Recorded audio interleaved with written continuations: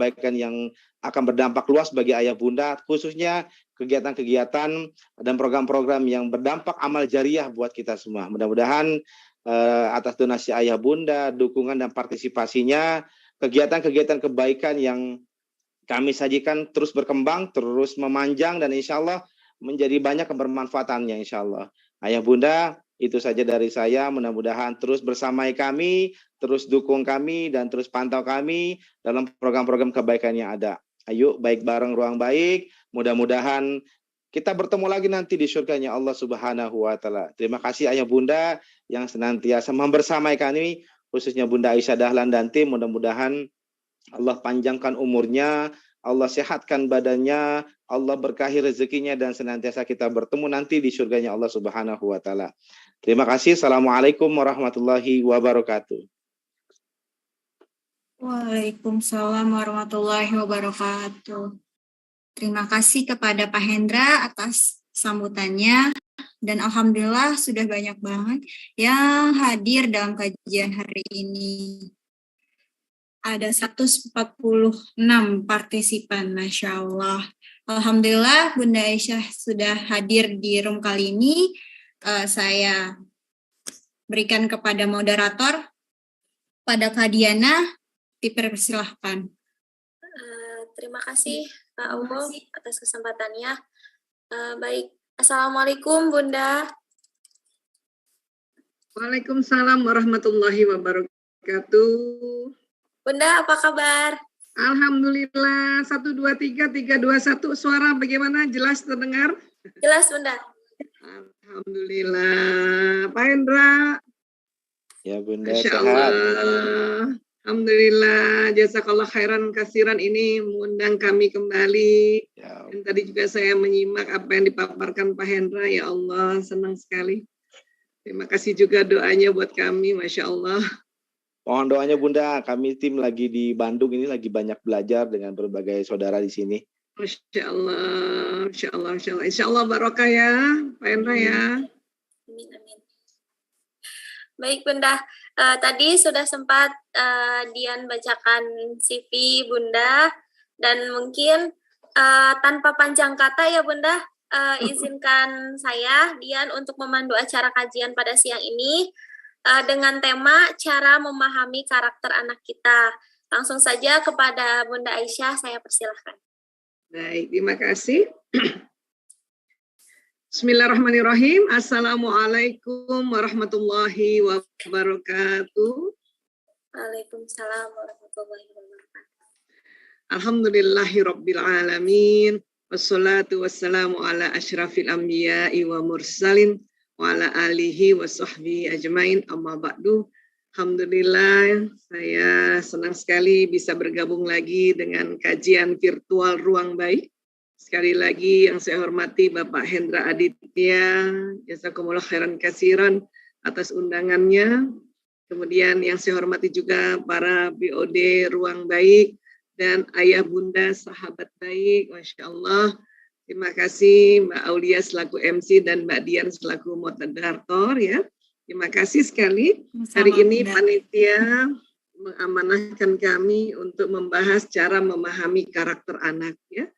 Saya hari ini memaparkannya seperti biasa lewat tinjauan neuroscience. Jadi kali ini, siang hari ini kita belajar sama-sama. Saya pun masih terus belajar. Dan untuk memudahkan pembelajaran kita pakai slide ya, boleh ya.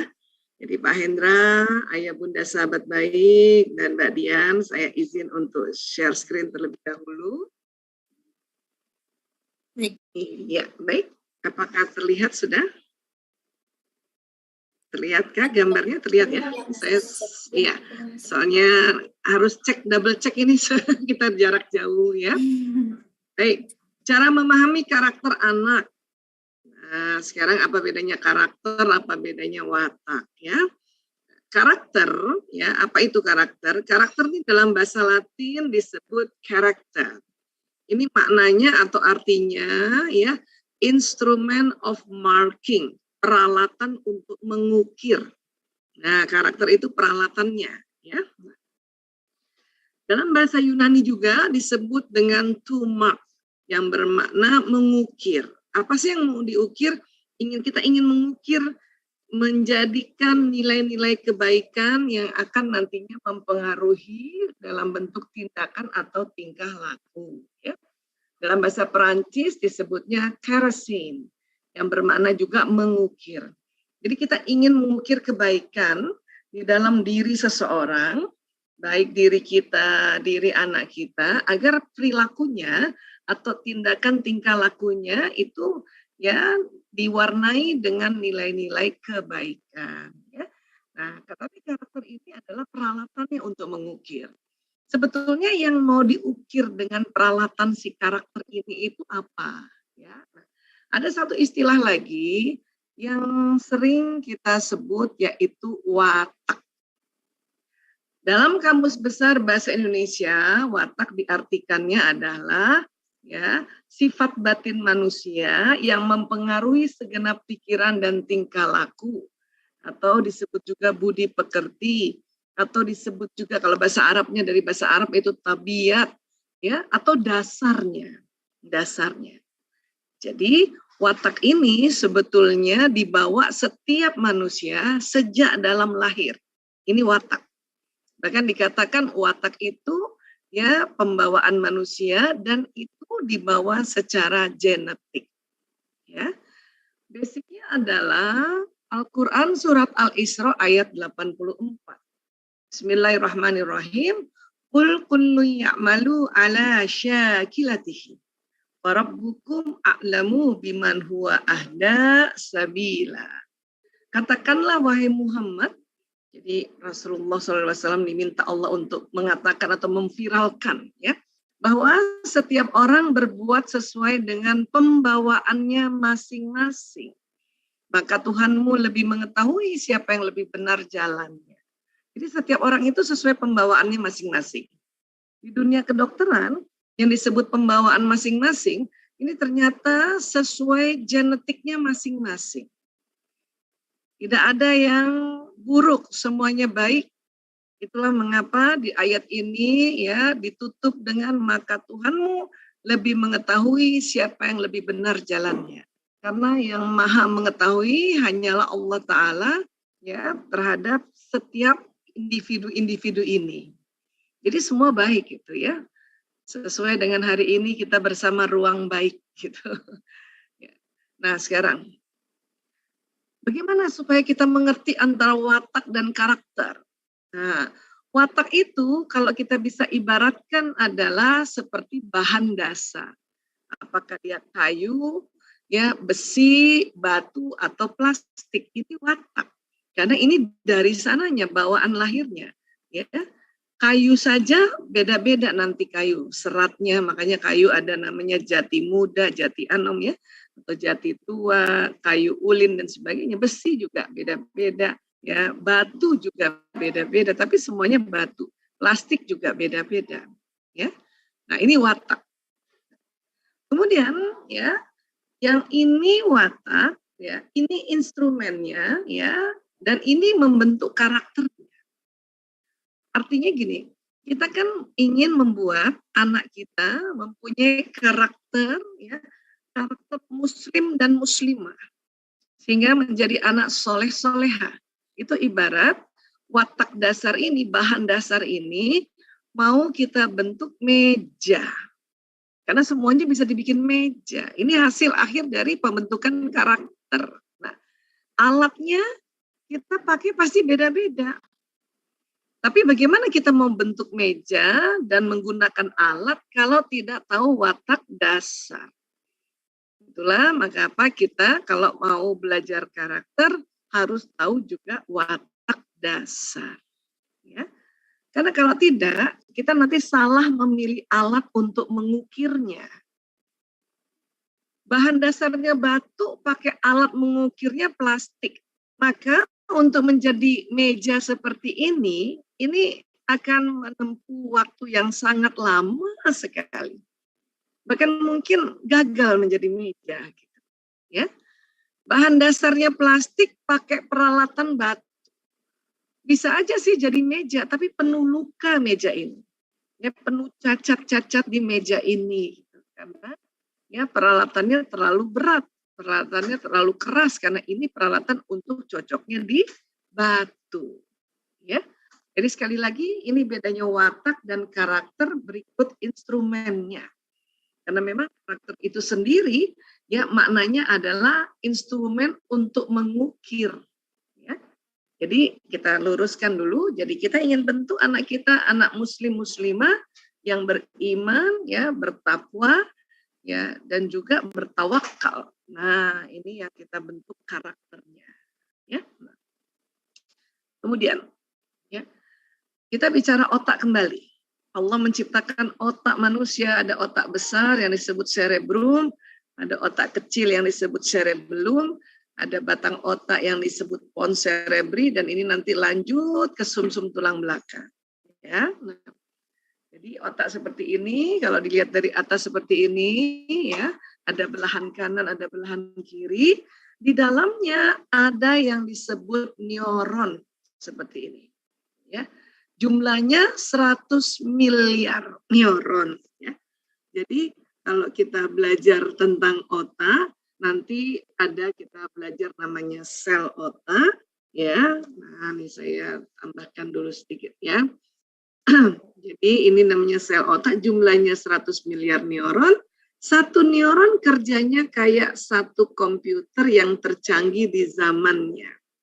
Jadi di otak ini ada 100 miliar komputer. Ada kalimat yang tercanggih di zamannya. Itulah mengapa Sayyidina Ali bin Abu Thalib radhiyallahu an mengatakan didiklah anakmu sesuai zamannya. Karena ditemukan oleh para ahli, otak semakin muda generasi, semakin canggih otaknya. Ya. Kayak misalnya saya tadi dibacakan mungkin oleh Mbak Dian ya, tadi CV saya mungkin Mbak Dian yang bacakan ya selaku moderator. Saya lahir tahun 68, saya generasi X, punya 100 miliar. Mbak Dian tuh masih lebih muda banget dari saya tuh. Mbak Dian tuh lahir tahun berapa Mbak Dian? Muda sekali ya, kayak anakku itu. Ya? 99 Bunda. Oh, Masya Allah, 99. Oh, persis anak ketigaku, ya, namanya Mas Kakung.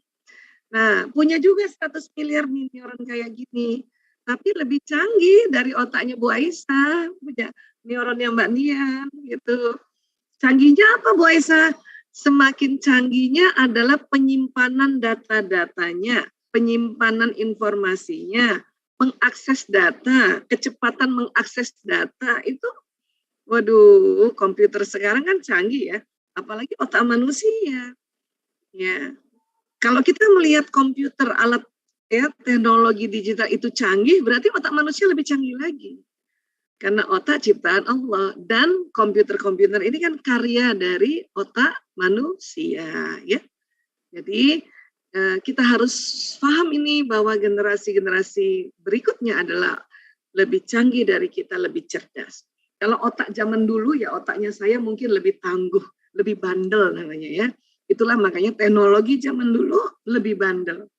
Teknologi zaman dulu itu nggak rapuh, dia lebih jatuh berkali-kali ya tidak langsung rusak gitu. Itu kalau zaman dulu, termasuk otak zaman dulu ya. Kalau sekarang lebih canggih, lebih sophisticated, lebih mudah diakses dan lebih gampang dibawa, hanya lebih sensitif. Sama otaknya anak-anaknya juga begitu ya. Berarti ada kekuatan dan kelemahannya juga, tetapi kalau dibilang canggih lebih canggih yang sekarang ya. Apa yang terjadi sih di dalam otak ini terhadap neuron-neuron ini? Akan terjadi sambung menyambung. Ini pernah saya ya kemukakan waktu itu. Saya ulang lagi dulu. Sambung menyambung tali-talinya ini, kabel-kabelnya ini. Waktu tersambung itulah nanti membentuk memori, membentuk ingatan di dalam otak manusia. Ya. Nah, sekarang di dalam otak kita ini ya, bagian yang nantinya kita pakai untuk isi ya tuntunan, isi ilmu, ya kemudian isi nasihat, kemudian isi kisah-kisah, ini yang bagian mana? Yang bagian merah ini. Namanya lobus frontalis. Di sini juga nanti ada memori-memori, tapi memori-memori yang positif kebanyakannya. Ya. Nah, Dan khusus untuk ilmu pengetahuan dan sebagainya, itu ada yang paling depan lagi namanya prefrontal cortex. Disinilah nanti neuron-neuron yang ada di daerah sini sambung menyambung seperti itu. Untuk membentuk karakter, ya, membentuk kita alatnya tadi, instrumen to mark tadi, dan membentuk karakter anak kita menjadi anak muslim muslimah, soleh soleha, ya, beriman, bertakwa, ya, dan bertawakal. Isi otak kita ini, ya, bukan hanya anak, ya, isi otak kita ini dan anak-anak dengan apa? Ya, dengan mengaji dan mengkaji apa yang Allah mau, agar neuron yang terkoneksi di otak, yang bagian prefrontal ini membentuk memori prinsip-prinsip hidup. Jadi ada tuntunan di sini. Dan kita tahu, ya, mengaji dan mengkaji apa yang Allah mau, berarti kita harus buka Al-Quran. Itulah mengapa anak kita mau kita bentuk karakternya, perkenalkan Al-Quran dari sekarang.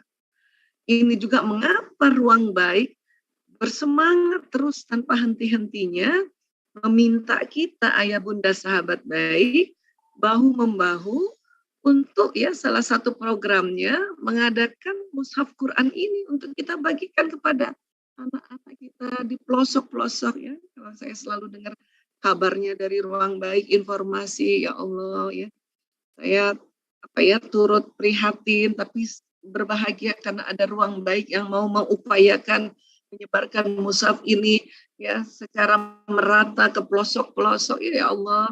Itu dalam rangka kita ingin membentuk karakternya anak-anak, ya, membentuk karakternya anak bangsa ini. Bahkan jangankan anak-anak, orang dewasa aja mungkin yang waktu kecilnya belum sempat baca Quran, ya, kita, ya, senantiasa ikhtiar untuk belajar, mengaji, mengkaji.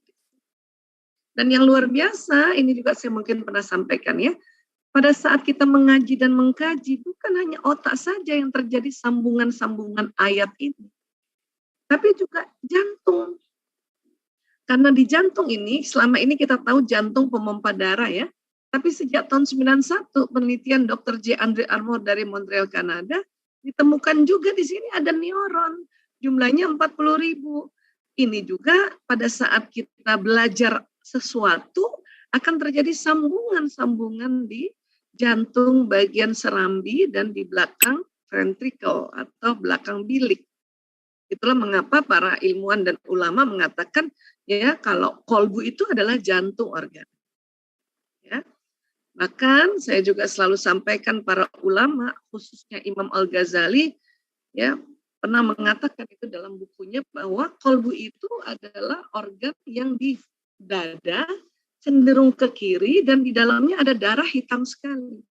Berarti itu adalah organnya jantung. Ya. Adapun kolbu diartikan hati pada saat waktu dulu itu dikarenakan vocabulary Indonesia masih sangat kurang saat itu. Jadi kadang kita bilang kolbu itu hati, tapi yang dipegang jantung, it's okay, karena itu sudah menjadi satu kebudayaan juga yang lama, turun-temurun, ya. Tidak apa-apa, tapi organnya adalah jantung. Ya. Nah, dikatakan bahwa di titik kolbu kita ini ada suara Tuhan. Ini juga ditemukan di tahun 1998 di Institute of Hormat bahwa memang di jantung manusia itu ada patron atau pola Al-Quran atau sambungan tipis tentang Al-Quran. Maka sambungan ini yang tipis ini harus diperkuat, ya, perbesar lagi, dipertebal lagi dengan mengaji dan mengkaji, mengkaji. Agar sambungan tipis itu jadi tebal. Dan jangan sampai sebelum, ya, sambungan Quran itu menebal, ada pelajaran lain yang kontradiksi dengan ajaran Al-Quran. Mungkin, ya, anak kita belum sempat diajarin Al-Quran, belajar sekularisme, kapitalisme, liberalisme. Oh, itu nanti, ya, terlalu sering belajar hal-hal yang kontradiksi dengan Al-Quran, tersambung neuronnya, sehingga sambungan patronnya Al-Quran tertutup. Itu yang bahaya. Ya. Jadi ini luar biasanya pada saat kita mengaji dan mengkaji, terjadi sambungan di otak terutama prefrontal dan juga terjadi sambungan di kolbu. kerjasama antara kolbu dan akal inilah yang nanti insya Allah saling ya memberitahu, terutama kolbu. Kolbu sering memberitahu akal, karena akal ini suka iseng, karena ada si otak emosi yang selalu yang mengganggu analisa akal. Tapi kolbu itu karena nggak ada emosinya, nggak ada otak emosinya, dia selalu bicara, jangan begitu akal, harusnya kamu begini. Itu kalau kita mengaji dan mengkaji. Kolbunya jadi baik, makanya ada suara kolbu. Itulah Rasulullah SAW bersabda, apabila mudghah ini baik, maka baik pula seluruh tubuh. Apabila mudghah ini buruk, buruk pula seluruh tubuh. Inilah makanya mengapa sejak kecil anak-anak perkenalkan Al-Quran dengan segala macam cara. Sekarang metodologi banyak, tidak lagi seserem dulu. Dulu kalau kita baca Quran dipecut, itu makanya serem, makanya anak-anak trauma. Sekarang alhamdulillah berbagai macam jenis Al-Quran, warna-warninya, ya, aduh, dan cara-caranya, metodologinya, metodologi, saya tuh sampai sekarang kagum sekali dengan temuan-temuan metode yang bisa cepat anak-anak baca Quran, bahkan cepat menghafalnya. Allahu Akbar. Ini pentingnya. Itulah saya terima kasih sekali pada Ruang Baik ya. Ada satu programnya yang betul-betul membagikan mushaf Quran ini ke penjuru dunia, ke desa-desa. Ya, penjuru Indonesia, insya Allah penjuru dunia nanti. Masya Allah. Ya. Nah. Berikutnya adalah karena kita membentuk karakter di sini dengan mengaji mengkaji, namun kita juga harus tahu tadi bahwa ada bawaan lahir namanya watak. Karena kita perlu tahu watak seseorang agar waktu pendekatan kita mengenalkan Al-Quran ini, kalau kita tahu watak ananda kita jauh lebih mudah. Ya. Karena watak ada di daerah sekitar sini nih, ya, di lobus parietalis sini dia watak. Bahkan ada bersama watak sini juga ada bakat, ya, ada bakat di situ. Ya. Nah, ini harus kita tahu juga bakatnya anak-anak. Hanya nanti bakat ada kajian khusus sendiri ya, karena itu ada cara juga untuk mendeteksi bakat seseorang. Ya. Hari ini kita akan perdalam lagi tentang wataknya. Apa sih wataknya anak kita? Yang jenis mana sih watak itu? Ya, ingat semua yang ada di otak atau tubuh manusia ini ciptaan Allah. Adapun ilmuwan yang menemukan itu hanyalah karena dia meriset saja, mau observasi dan kemudian membuat kesimpulan bagaimana cara kerja otak ini, bagaimana cara kerja kolbu, bagaimana cara kerja tubuh manusia. Tapi semuanya itu sunnatullah. Ya. Adapun nanti ilmuwan-ilmuwan yang menemukan dan menamakan pakai bahasa-bahasa Latin dan sebagainya, itu hanya penamaan saja karena pertama kali yang menemukan bangsa mereka. Ya. Dan kita beruntung sebetulnya umat Islam, apalagi umat Islam di Indonesia beruntung. Kenapa? Karena penelitian itu mahal, lama, dan caranya itu harus cara internasional. Jadi kita beruntung, kita tahu persis bagaimana akhirnya cara kerjanya, maka insya Allah keimanan kita akan bertambah karena kita tambah mengenal diri kita dan insya Allah tambah mengenal ya Sang Maha Pencipta diri kita. Ya. Dari otak ke badan ada namanya nervous system atau sistem saraf yang kerjanya kayak kabel listrik. Dia bawa pesan. Bawa pesan apa? Bawa pesan yang ada di otak. Baik pesan watak, pesan bakat, dan pesan ilmu yang di akal tadi. Jadi prefrontal cortex lah itu akal. Ya. Kita sudah bantu masukkan tadi Al-Quran pelan-pelan ke otaknya anak-anak. Kemudian kita nanti berikut ini belajar watak, satu saat nanti belajar bakat. Maka ya itu akan berinteraksi di otaknya anak kita, dia jalan ke badan. Karena sistem saraf kayak kabel listrik ini membawa pesan, maka badan ini akan melakukan seperti apa yang ada di otak. Seperti watak yang dibawa sejak lahir, ditambah tadi kita ukir dia dengan ajaran-ajaran ad-dinul Islam.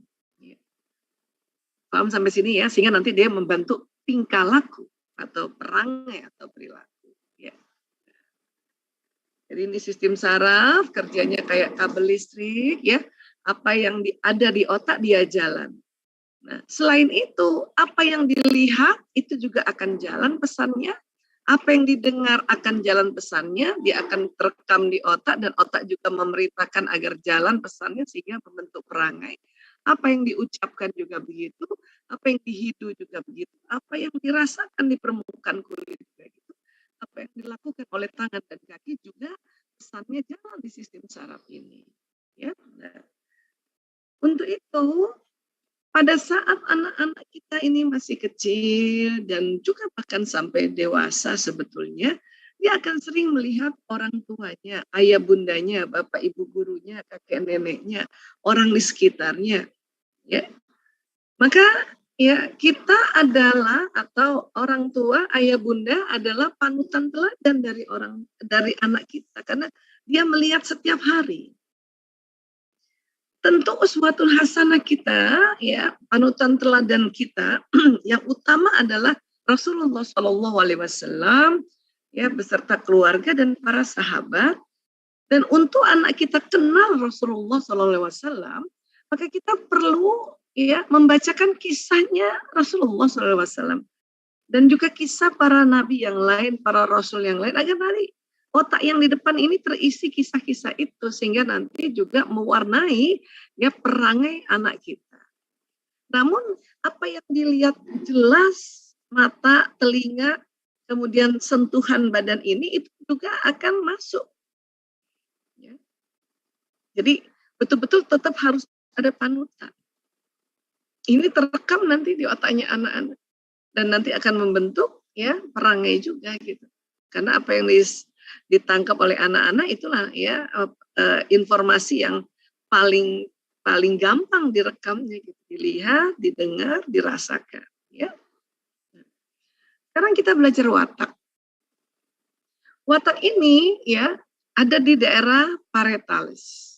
Pesannya juga jalan di otak lewat sistem saraf ke seluruh tubuh sehingga sebetulnya watak yang ada di otak kita masing-masing baik diri kita, pasangan hidup, anak-anak, sahabat, orang tua, nanti akan membentuk perangai, membentuk juga cara berpikir, membentuk juga cara perasaan, membentuk juga cara berjalan, duduk, cara memilih baju, ya, bahkan membentuk juga garis-garis mata, sudut-sudut. Jadi watak tuh begitu. Dan watak itu genetik, ada di kromosom. Sama seperti ya diturunkannya misalnya bentuk mata, bentuk hidung, bentuk mulut, bentuk kulit, bentuk rambut dan sebagainya. Ya. Jadi kalau kita lihat anak kita, kok dia kayak gini ya? Coba cek dulu. Ini wataknya siapa? Turunan siapa nih? Ayahnya atau ibunya? Ya. Atau mungkin kakek neneknya, atau mungkin canggahnya. Karena di dalam tubuh manusia ini termasuk watak, itu genetiknya itu bukan hanya dari bapak ibu kita tetapi leluhur kita sampai 7 ke atas. Ya. Oke. Nah, sekarang watak terbagi 3 besar, introvert, ekstrovert, dan ambivert. Ambivert ini separuh-separuh. Separuh ekstrovert, separuh introvert. Ya. Kita cek dulu ya. Nanti Mbak Dian cek juga ya wataknya apa. Karena Mbak Dian moderator, jadi Mbak Dian jadi contoh. Boleh? Ya, nanti harus ada contoh nih ya. Mungkin mic-nya Mbak Dian dinyalakan supaya saya bisa interaksi supaya nggak sunyi di antara 252 orang. Ya, bersedia ya Mbak Dian ya? Ya benar. Ya, siap ya. Baik, sekarang ciri-ciri orang introvert itu adalah lebih memilih ada di tempat sepi. Nah, ya. Kalau boleh pilih ya, aduh, saya di rumah aja deh. Nah, itu biasanya orang introvert ya, saya ada di rumah aja, aduh saya males banget jalan, aduh saya males banget ketemu orang, aduh gitu. Itu introvert biasanya kayak gitu, lebih memilih tempat sepi ya, itu ciri khas orang introvert. Nah kalau ekstrovert apa? Ciri khasnya gini, lebih semangat ketemu orang, terutama orang baru, itu ekstrovert ya. Ada nggak ayah bunda yang seperti ini? Mana? Yang ini kah atau yang ini? Atau yang ambivert. Ambivert ini tergantung sikon. Hari ini lagi pengen di rumah aja. Besok pengen ketemu orang baru. Besoknya lagi pengen di rumah aja. Ya. Kalau ekstrovert ini hampir setiap hari mau ketemu orang baru, semangat ketemu orang baru. Ya, nah coba Mbak Dian, coba ingat-ingat sejak kecil sampai sekarang yang mana nih? Ya, nah, kita tambah lagi ya. Introvert lebih produktif di tempat tertutup. Orang-orang introvert ini pada saatnya kemarin lockdown atau ya belajarnya lewat daring atau sendiri itu lebih produktif. Atau di rumah ibu-ibu yang introvert itu lebih produktif, banyak yang bisa dikerjain. Kalau ekstrovert ya lebih produktif di tempat terbuka, maka dia selalu mau keluar karena senang bekerja di luar, tapi senang ketemu orang, terutama orang baru. Ada lagi ambivert, karena dia separuh ekstrovert, separuh introvert, maka ambivert bisa keduanya, di tempat tertutup bisa produktif, di tempat terbuka juga bisa produktif. Ini ambivert. Sekarang Mbak Dian kira-kira yang mana nih? Introvert, ekstrovert, ambivert, yang mana? Kayaknya yang ambi deh Bunda. Ambi ya? Iya. Soalnya tergantung sikon. Tergantung sikon ya? Oke. Ya, kita tambah lagi ya. Apa betul-betul ambivert ya. Nah, introvert, ekstrovert, ambivert ya. Introvert terpulihkan energinya saat sendirian. Jadi orang introvert itu malah semakin sendiri makin sehat ya. Kalau ekstrovert, terpulihkan energinya saat beramai-ramai. Orang ekstrovert sakit, dikurung kayak, makanya orang ekstrovert kena COVID itu tambah sakit. Karena apa? Karena dia nggak bisa rame-rame. Iya.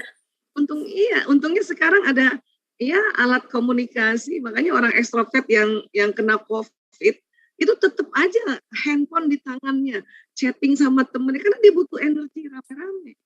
Kalau introvert, sakit di kamar, nggak pegang HP, bisa dia. Ekstrovert nggak bisa gitu. Nah kalau ambivert tergantung situasi dan kondisi. Hari ini pengen nggak pegang HP, besoknya baru pegang, besoknya lagi males gitu, itu ambivert. Ya. Kemudian introvert lebih suka bekerja atau belajar sendiri. Makanya waktu belajar daring, ya kalau ada banyak orang bilang, aduh daring ini nggak enak. Oh belum tentu. Buat anak-anak introvert senang belajar daring sendiri di kamar. Bahkan nilainya naik. Ya.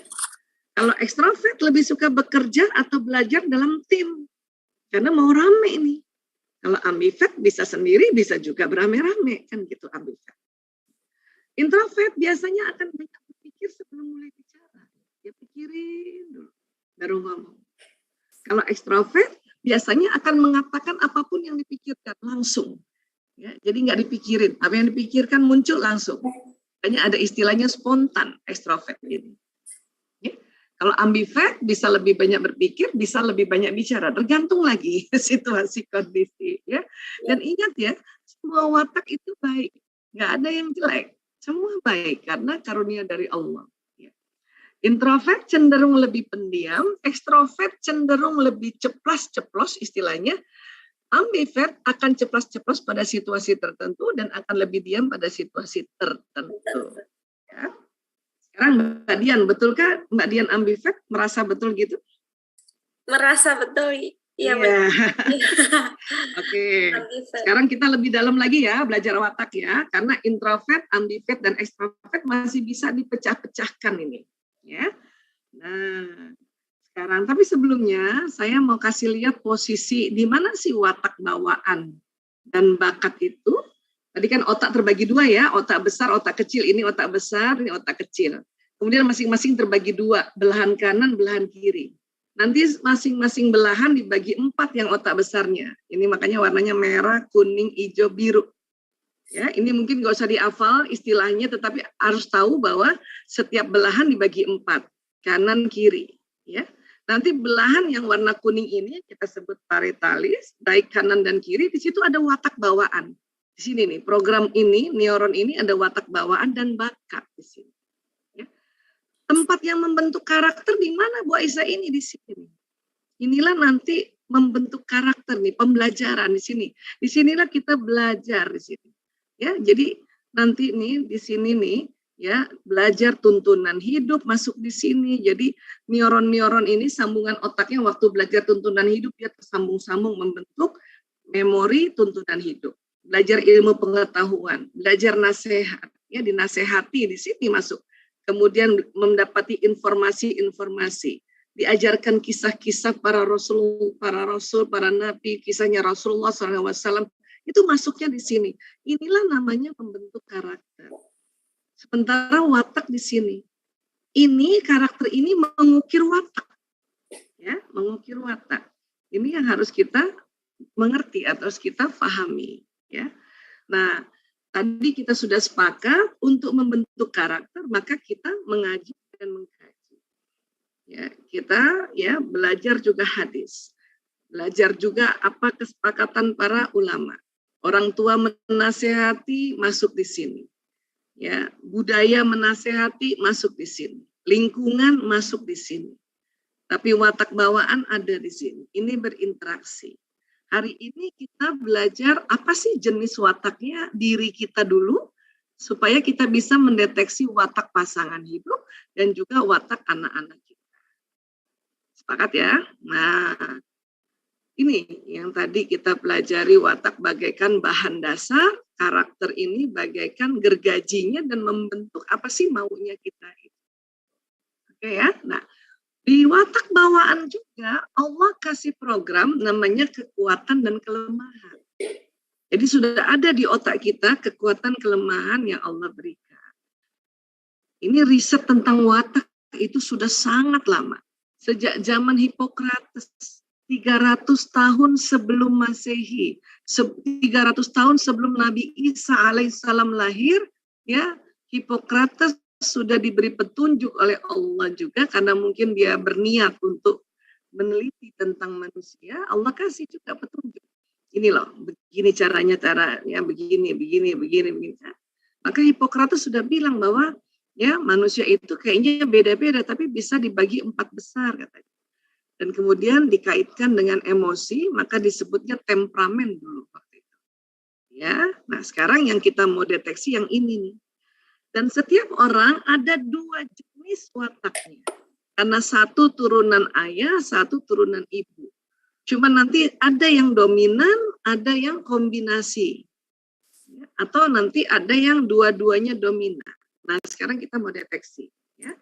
Mbak Dian juga sebagai moderator kita deteksi juga ya apa yang tadi beliau sudah pilih bahwa saya ambivert. Nah, benarkah itu ambivert? Nanti kita lihat ya. Nah, caranya gimana untuk tahu watak bawaan? Sebetulnya ya kuliah watak atau ini adalah pembelajaran watak ranahnya teman-teman psikolog atau ilmu psikologi. Namun karena pentingnya orang umum belajar watak, maka ada beberapa pelajaran watak yang mungkin belum detailnya, itu dibolehkan kayak kita belajar. Ya, apalagi ayah bunda baik, harus belajar. Ya.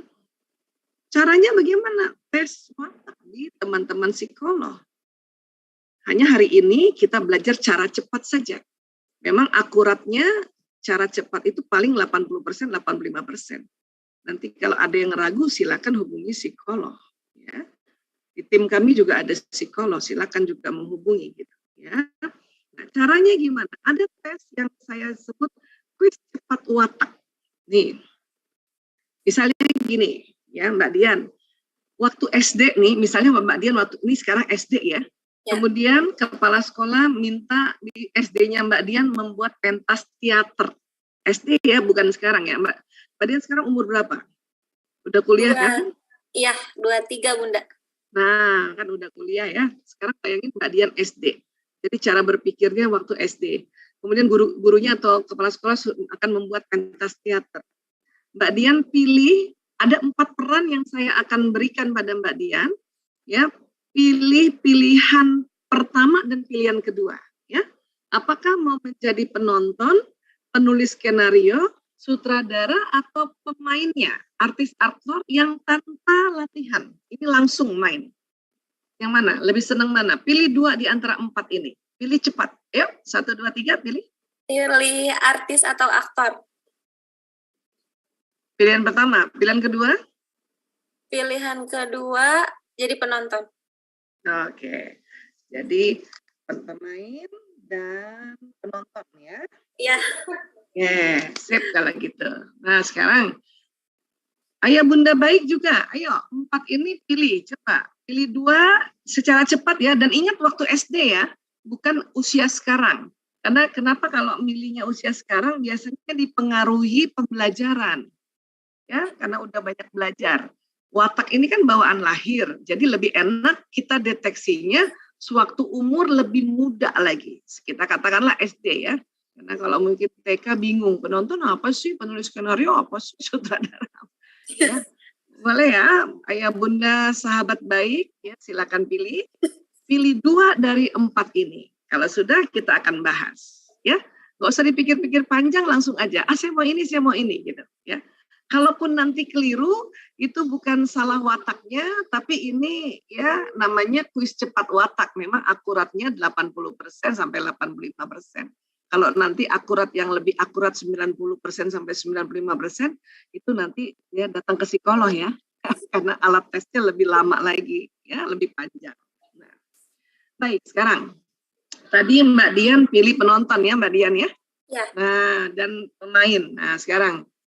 Penonton itu sering dinamakan watak itu pragmatis. Hasratnya damai dan pengamat. Jadi orang yang pilih penonton orangnya damai, nggak mau konflik. Betul Mbak Dian? Betul, Bunda. Ya, nggak mau ribet lah pokoknya. Ya, betul. Mengamati. Betul? Betul. Sebagai pengamat gitu ya. Nah, dari kecil, watak nih bisa dideteksi dari kecil. Apalagi yang sudah belajar watak dan sudah agak lama belajar watak, nanti lihat anak baru bayi lahir, katakanlah sebulan deh ya. Kalau udah lebih mahir lagi, baru lahir dia udah bisa deteksi. Karena itu watak itu dari dalam rahim sudah dibentuk oleh Allah. Nah, biasanya wajahnya orang damai kayak gini. Ya, pokoknya damai aja. Nggak banyak rewel, nggak rewel orang damai dari kecil, nggak rewel, nggak banyak cincong kata ibunya. Bahkan iya, jarang nangis, lebih senang istirahat. Orang damai itu gitu. Ya, makanya kalau ada tetangga, Bu, ada bayinya ya, kok jarang nangis? Nah, itu biasanya bayinya bayi orang damai. Karena dia bajunya basah aja, dia peace aja. Peace, damai, tenang. Dan biasanya orang pragmatis, orang damai gak suka membantah, pokoknya ikut aja. Nah, saking gak suka membantahnya jadi capek sendiri. Makanya kadang-kadang cepat ngantuk. Betul nggak Mbak Dian sering kayak gini, cepat ngantuk? Ya. Ya, Nah, kadang-kadang ada bayinya waktu sekali-sekali gitu tuh, belum selesai makan, dia tidur. Dan ciri khas berikutnya, apa-apa terserah. Terserah bunda, terserah umi. Rasa gitu nggak Mbak Dian? Selalu ngomongnya terserah. Iya, kebanyakan terserahnya. Kebanyakan terserahnya ya. Terserah gitu ya. Nah, jadi teman-temannya suka gemes. Jangan terserah dong, ayo milih gitu ya. Ya, nah sekarang tadi saya udah bilang setiap watak itu ada kekuatan dan kelemahannya. Kekuatan orang pragmatis itu ya, damai, tenang. Sebentar ya, ini kenapa dia typo kayak gini ya. Damai, tenang, terus diplomatis ya. Kemudian praktis, dapat diandalkan, ya itu orang-orang damai itu. Sebentar saya betulin dulu. Benar nggak Mbak Dian rasanya orangnya selalu mau cari kedamaian? Rasa gitu nggak Mbak Dian? Iya benar betul. Pengennya orangnya tenang. Ya, terus diplomatis, nggak bisa belak-belakan, ya kan?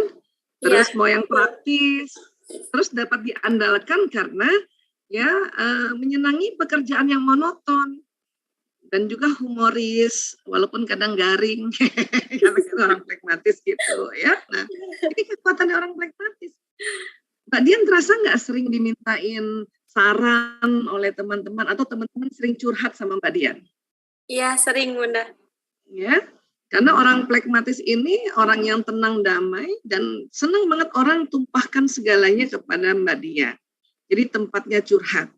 Tapi pas Mbak Dian mau curhat bingung sama siapa mau curhat. Iya betul. Ya kan? Dan orang pragmatis sih senang nolong orang. Tapi pas dia mau minta tolong bingung minta tolong sama siapa karena dia nggak enakan minta tolong. Iya betul. Betul ya. Nah, Kemudian orang pragmatis juga ada kelemahannya, ya. Nah, sekarang kita deteksi ya. Kelemahan dari pragmatis ini memang sudah ada di dalam otak kita ya, dan perlu kita tahu supaya apa? Supaya kita bisa mengatasinya. Ya. Nah, kelemahan orang pragmatis suka menunda-nunda, tidak tegas, cari aman sendiri, motivasi rendah karena itu tadi kadang udahlah gini aja juga enak gitu ya. Terkesan penakut. Mana yang dari kelemahan ini Mbak Dian mana yang paling sering terasa? Terkesan penakut, Bunda. Iya, paling sering terasa itu ya. Iya. Karena tadi ya mau damai dan tenang ya. Iya. Jadi kalau Mbak Dian ini kalau diajak tawuran dia nggak mau, nggak usah lah gue pulang. Aku mau pulang gitu ya. Terasa juga kamu nggak? Ntar aja, nanti besok enakan besok lah enakan gitu. Ya. Ini biasanya tipe orang pragmatis ada ciri khas juga. Pokoknya nih paling sering ada ciri khasnya ini, ya ini. Dan nanti masing-masing orang ada yang merasa juga termasuk orang pragmatis. Kalau saya yang paling terasa ini suka menunda-nunda nih. Dulu ya waktu belum belajar ya. Nah sekarang udah belajar, maka setiap mau ada kerjaan, ya saya selalu bilang dalam diri saya, kerjakan sekarang, Aisyah kerjakan sekarang. Itu caranya untuk mengatasi kelemahan-kelemahan ini. Dan namanya self affirmation, ya self motivasi.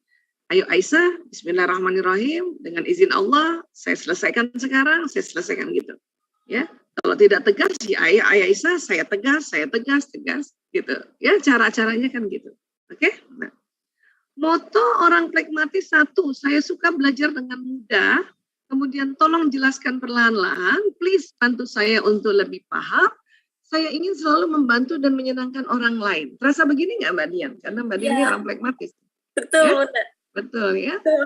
Pokoknya cari cara yang mudah. Kalau ngejelasin pelan-pelan atau yang jelasinnya gitu ya.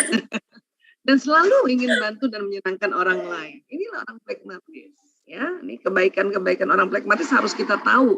Jadi diri kita tahu, oh ini Allah kasih, ya Allah kasih kebaikan-kebaikan pada diriku yang ini, maka itu yang akan di-upgrade.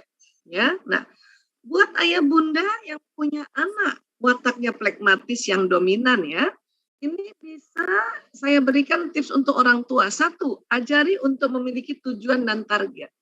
Karena mereka sering bilang terserah. Jadi kalau anak pragmatis bilang terserah, ajarin.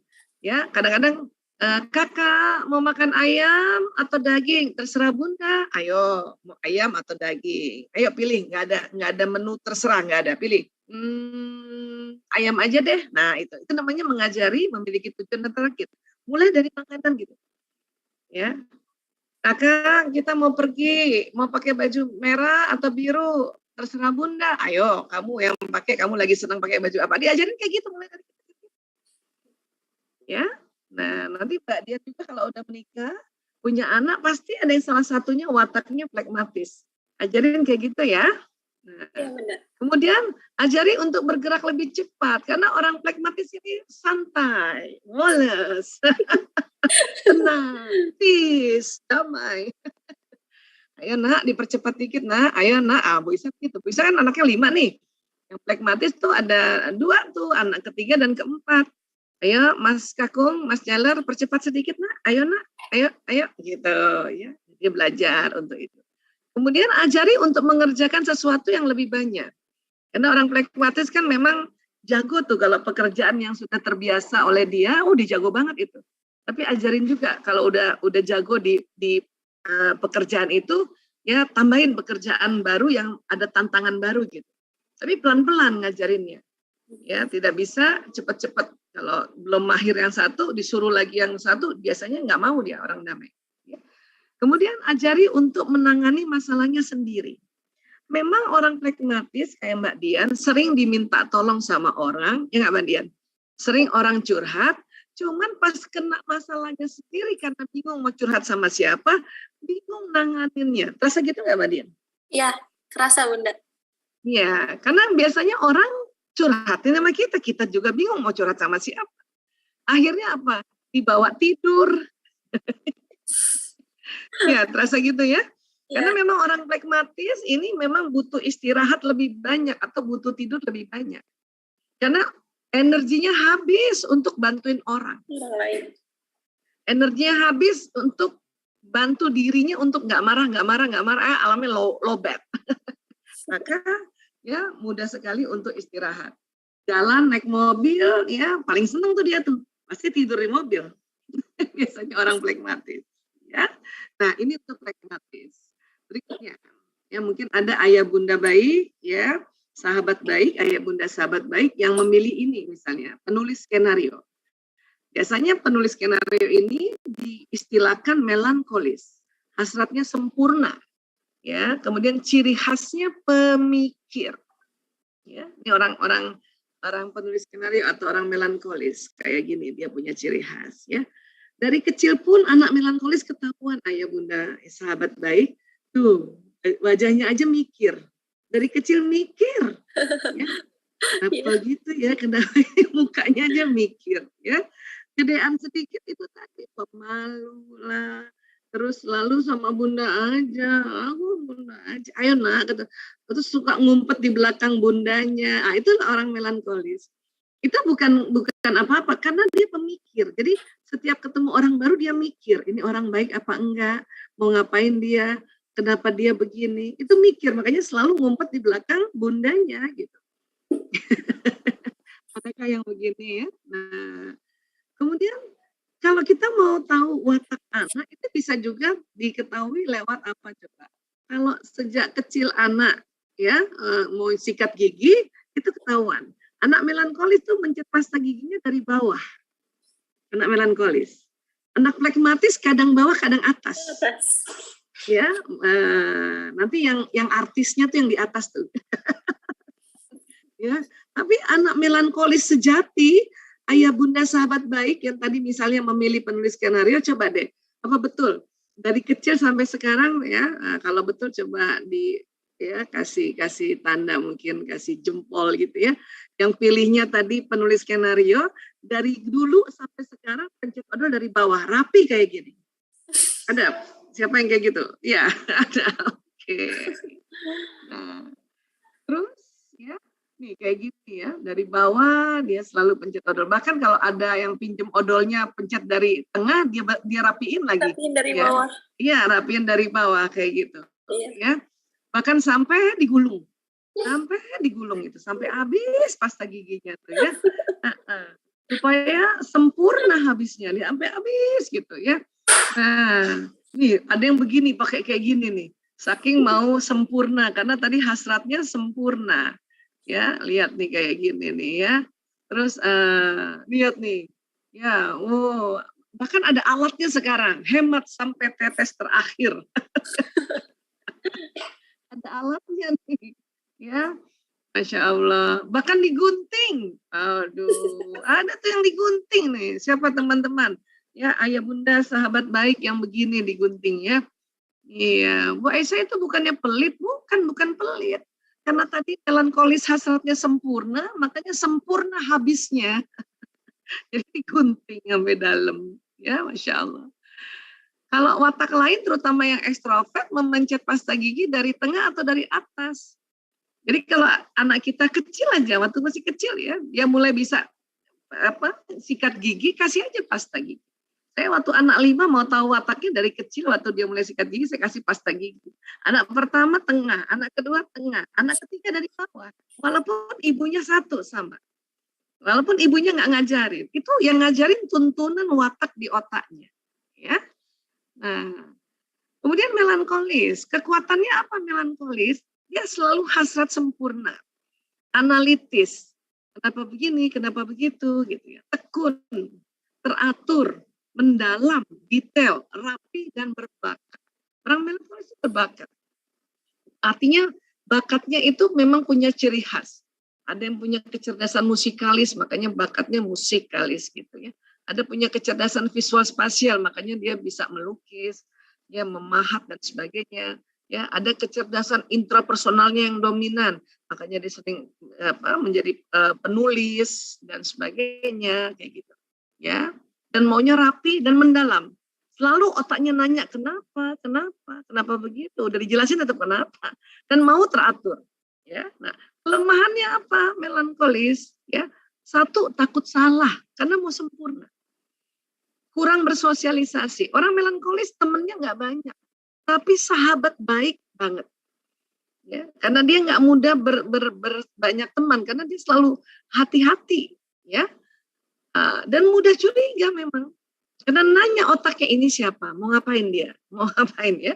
Terus punya kelemahan membuang waktu karena terlalu detail, mendalam. Makanya anak-anak melankolis kalau mau beli mainan lama tuh, bolak-balik pertimbangkan mana baik. Atau ibu-ibu yang melankolis mau beli baju itu lama tuh. Dia nggak mau kalau ada benangnya ya terbuka atau kancing bajunya jatuh atau apa gitu ya. Iya, makanya lama kalau orang melankolis belanja ya. Kemudian karena apa-apa dipikirin, maka kalau dia ada yang sakiti hatinya, dia selalu ingat. Itulah orang bilang pendendam. Ya, selalu ingat. Dan melankolis jangan salah, dia orang yang terlalu perasa.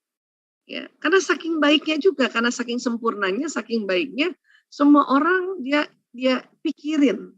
Makanya terlalu perasa ini. Ini kelemahan dari melankolis. Perlu kita tahu agar bisa mengatasi ini.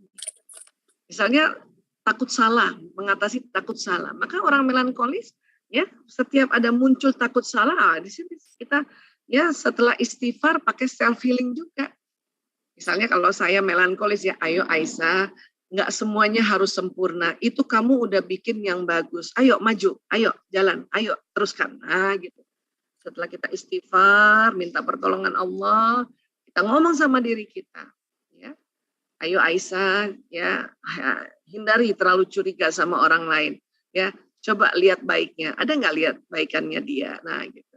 Kalau pendendam ini, ya supaya nggak pendendam, ayo Aisyah maafkan salah orang lain. Jangan kamu pikirin terus. Ayo maafkan. Orang melankolis suka bilang begini sama saya, Bu Aisyah, saya sudah maafkan tapi tidak bisa melupakan. Memang nggak bisa melupakan. Memaafkan iya. Setiap ingat masalahnya atau kejadiannya segera istighfar. Itu namanya memaafkan. Tapi memang nggak bisa lupa.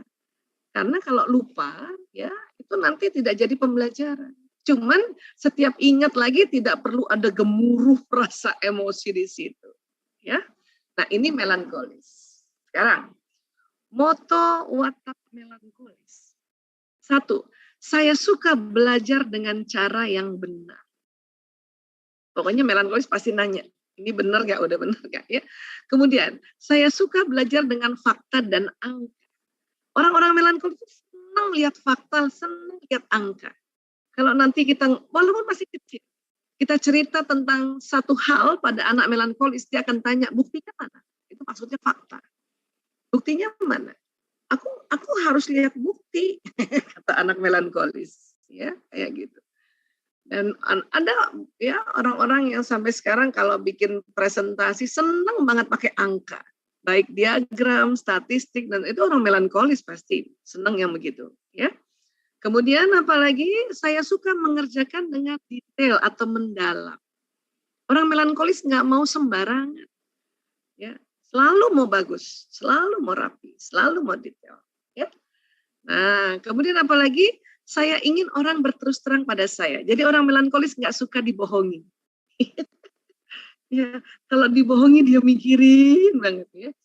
Jangankan dibohongin, orang terus terang aja dia mikirin.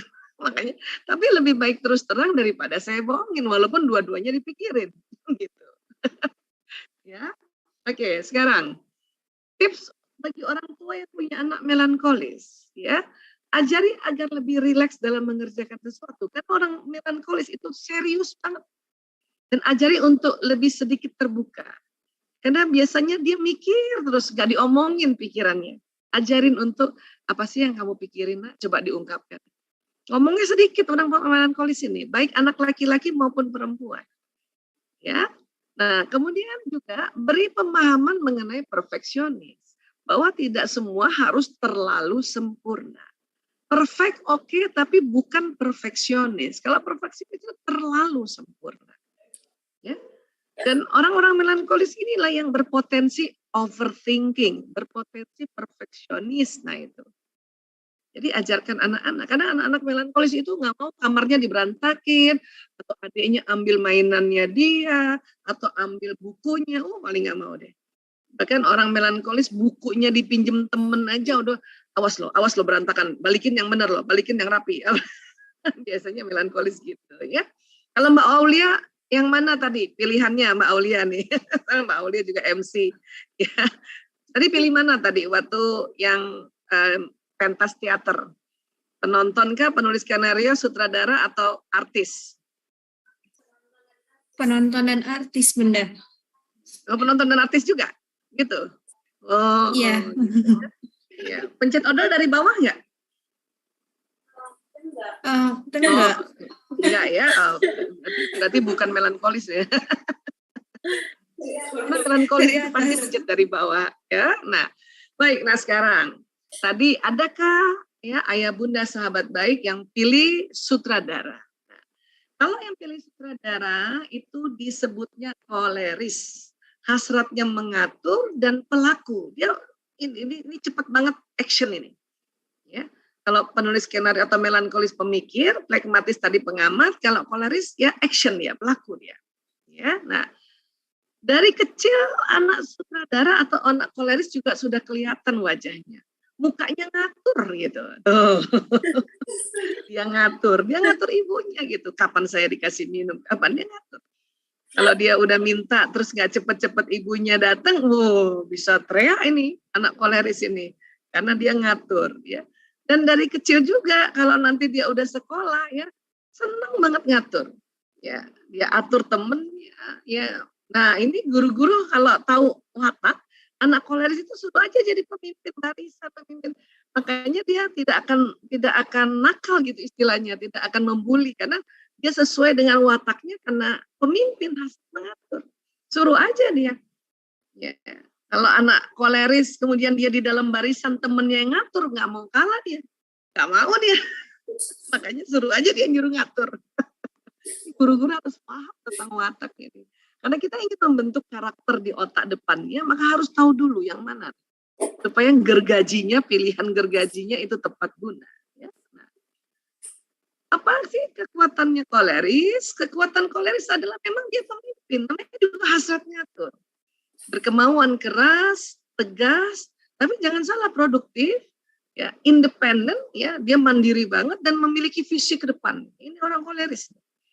Ya, mungkin ayah bunda sahabat baik ada yang pilih sutradara tadi, baik pilihan pertama maupun pilihan kedua, kekuatan Anda ada di situ.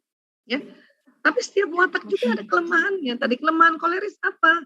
Dingin, terburu-buru, pemarah, apalagi kalau yang diatur nggak mau ngikut, sarkastis, sulit mengampuni, dan bosi karena hasrat mengaturnya yang terlalu ekstrim. Nah ini kelemahannya nih. Ya, saya juga punya anak koleris. Anak pertama ada kombinasi kolerisnya, anak kedua nih koleris banget kalau anak kedua saya. Kemarin milad pas dia tugas di rumah sakit Brebes, saya datang dia kaget tuh. Dia nggak nyangka ibunya datang di Brebes ya. Tapi dia anak yang ini ya, kecilnya tuh galak banget ya. Galak, pokoknya mau menang sendiri dan sebagainya ya. Tapi Masya Allah ya, anak koleris ini paling, kalau udah dilepas saja dia hidup dah tuh, orang koleris ini.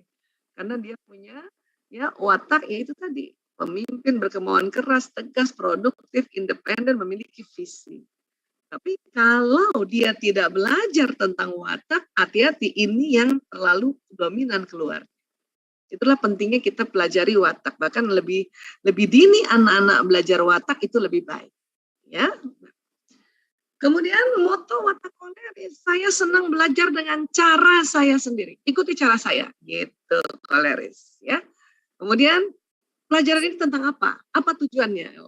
Anak saya sejak kecil nih yang koleris, namanya Mas Priyo. Ya. Kalau diajari nama gurunya, pertanyaannya, apa tujuannya belajar ini Pak Guru? Apa tujuannya? Kalau cuma hanya dapat nilai bagus, nggak puas dia. Aku nanti kalau besar, belajar matematika ini apa tujuannya? Aku besar. Ya, aku belajar biologi kalau aku besar apa tujuannya? Gitu, langsung gurunya, aduh ini anak katanya. Dan kemudian Ya, langsung pada masalah, jangan bertele-tele. Saya aja yang ngatur. Ini motonya watak koleris. Makanya anak watak koleris itu nggak suka kalau gurunya menjelaskan terlalu lambat. Ya, dia yang lebih beatnya harus lebih cepat. Karena dia cepat ngerti soalnya. Dan paling kesel dia udah ngerti, temennya nggak ngerti. Itu paling kesel watak koleris itu. Lama banget sih gitu. Dan yang uniknya dia yang ngajarin temennya. Ya, makanya saya ingin membantu Bapak Ibu guru untuk ngajar. Jadi kalau temennya nggak ngerti, dia yang ngajarin. Gini loh, gini aja nggak bisa. Tapi ngajarinnya galak. Kadang-kadang yang diajarin temen yang wataknya pragmatis. Yang pragmatis selalu ingin ajarin aku pelan-pelan. Please, pelan-pelan dong. Sementara yang ngajarin maunya cepet. Ini moto watak koleris. Ya. Nah, kemudian tips untuk orang tua yang anaknya koleris gimana? 1, ajari bersabar. Sabar, Nak. Ibu, aku mau makan kue sekarang. Tunggu 15 menit. Oke, ngajarinnya gitu, pakai menit. Ya. Ibu, aku mau beli mainan sekarang. Ibu, uangnya cuma ada 50.000, harga mainannya 70.000. Gimana dong dapat 20.000? Sabar ya, tunggu minggu depannya, mungkin minggu ini ada 20.000. Begitu cara ngajarin bersabar buat anak koleris. Ya, yang bisa diukur adalah uang dan waktu. Latihan aja gitu, lihat. Lama-lama dia bersabar nanti. Ya, apalagi waktu, soal waktu tuh. Ya. Kemudian ajari untuk tidak memaksakan kehendak, karena memang kelemahan dari koleris itu bosi. Ya, jadi kita, dia sering teriak gitu kan, anak-anak koleris ya. Sabar nak, sabar, tunggu 3 menit, 5 menit. Tapi benar-benar kalau bilang 3 menit itu dia menikmati angka ini, menit-menitan ini dinikmati oleh anak-anak koleris supaya tidak memaksakan kehendak. Ya, Mbak Sati, aku mau minta minum. Mbak Sati sedang mandi, Nak. Biasanya mandinya Mbak Sati 10 menit, tunggu 10 menit atau ibu yang ambilin? Ibu aja yang ambilin. Nah, ya sudah, gitu. Jadi ngajarin ini kayak gitu patokan-patokannya, ya. Kemudian ajari cara mengendalikan diri agar tidak cepat-cepat dalam belajar. Nah, ini orang koleris kepengennya cepat aja belajar. Anak saya yang koleris itu kalau ada PR, ya itu dikerjainnya di sekolah. Hari itu saya ada PR di sekolah, dia kerjain hari itu juga di sekolah, ya. Tapi terlalu cepat, tulisannya nggak kebaca. Dan gurunya bingung, ini apa kamu tulis, Nak, katanya gitu. Jadi enggak. Dan itu kita ajarin, ayo Nak, terima kasih kamu udah kerjain PR di sekolah, ya. Tapi kalau terlalu cepat-cepat tulisannya nggak kebaca. Coba pelan-pelan sedikit, Nak, pelan-pelan sedikit. Supaya tulisannya bisa dibaca, supaya nilainya bagus. Jadi dikasih penjelasan itu, gitu. Ya, tapi bilang dulu terima kasih. Dia udah ngerjain di sekolah loh. Sehingga di rumah nggak ada lagi PR. Cuman buru-buru. Akhirnya gurunya tuh pernah ada yang bilang karena tahu bahwa dia akan jadi dokter, dia bilang, Nak, Bapak tahu kamu mau jadi dokter, tapi tolong tulisannya jangan dokter dulu tulisannya. Saya ingat banget itu, ya Masya Allah. Ya, tapi itu tadi dengan kita ngerti watak, ya kita nggak perlu juga marah atau bertanduk. Ngapain bertanduk? Malah lihat kebaikan-kebaikannya kan gitu. Ya, hanya tinggal diajarkan ya pelan sedikit. Kemudian beri apresiasi langsung atas apa yang dikerjakan atau prestasinya. Itu yang tadi saya kasih contoh. Terima kasih ya Nak sudah ngerjain PR di sekolah walaupun ini untuk di rumah. Dia senang tuh. Ya. Terima kasih ya Nak. Iya Ibu gitu. Nah, kalau orang koleris ini dipujinya bukan kamu ganteng, kamu cantik, bukan gitu. Tapi apa yang dia sudah kerjakan, cara mujinya gitu. Nanti bedanya dengan nanti sanguinis atau yang pilihan artis tadi. Nanti bedanya itu. Ya. Yang punya pasangan koleris ya, saya punya suami koleris. Oh, setelah belajar ini saya pujinya tentang kinerja dia. Masya Allah, ayah baik banget, betulin HP aku, betulin HP. Ya, itu caranya. Ya Allah, alhamdulillah, ayah betulin kebun kita nih. Oh. Alhamdulillah nih, ayah bayarin kita makan, yang gitu-gitu ya. Itu seneng dipuji seperti itu. Tapi bukan, ayah ganteng banget, langsung dia apaan sih? Karena dia merasa nggak ganteng.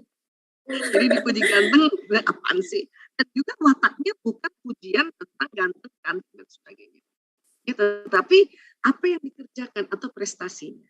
Ya, ini tipsnya kan gampang, nggak usah banyak-banyak 4. Setiap orang tipsnya 4 saja. Ya.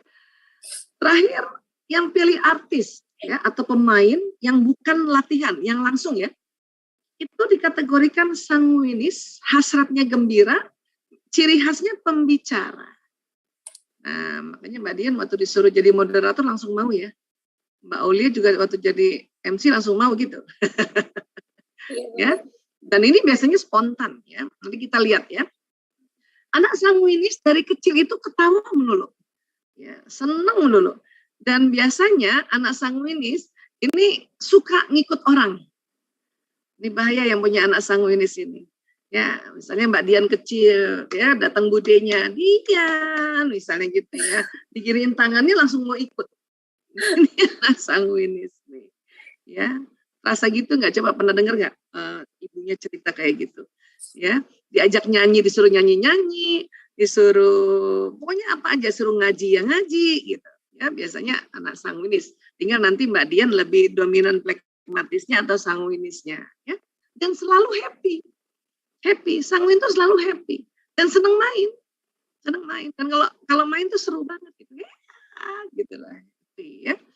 Nah, kekuatannya apa sanguinis? Sanguinis kekuatannya ramah, hangat, antusias, bersahabat, responsif dan senang bicara.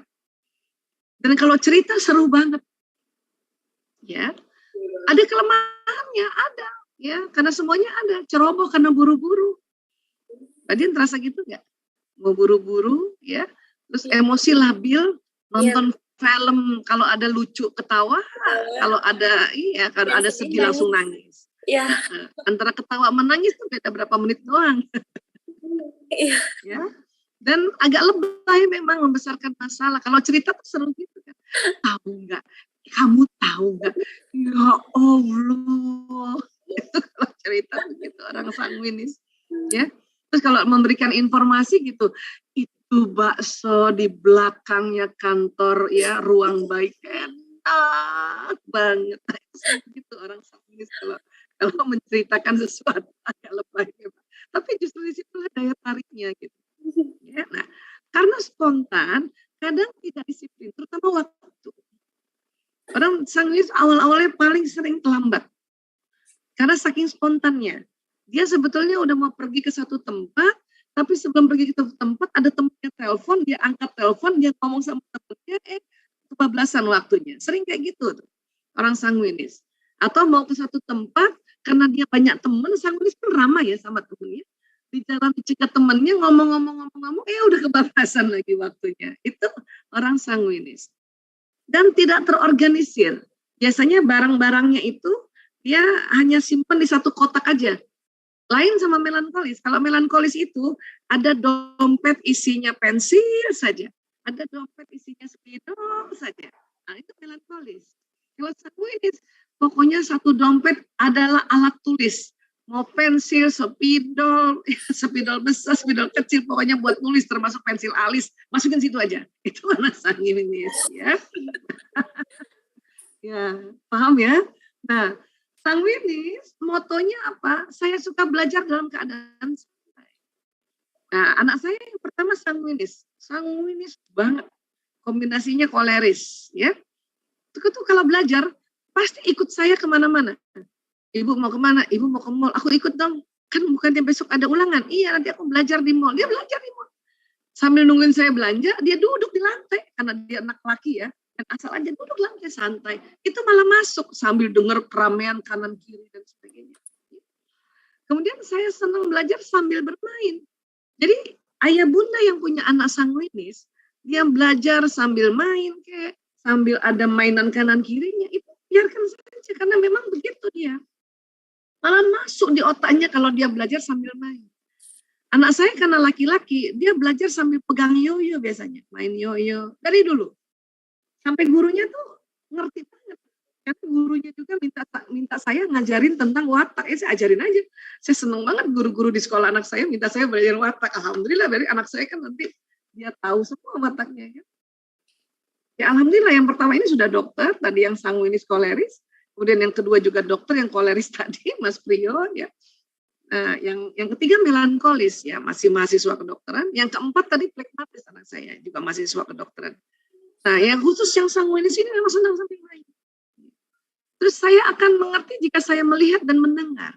Makanya dia senang sambil melihat apa yang diajarin harus dia lihat dan dia dengar langsung. Dia tidak suka hanya membaca saja, dia harus lihat mana sih buktinya dan mana sih ya suaranya gitu.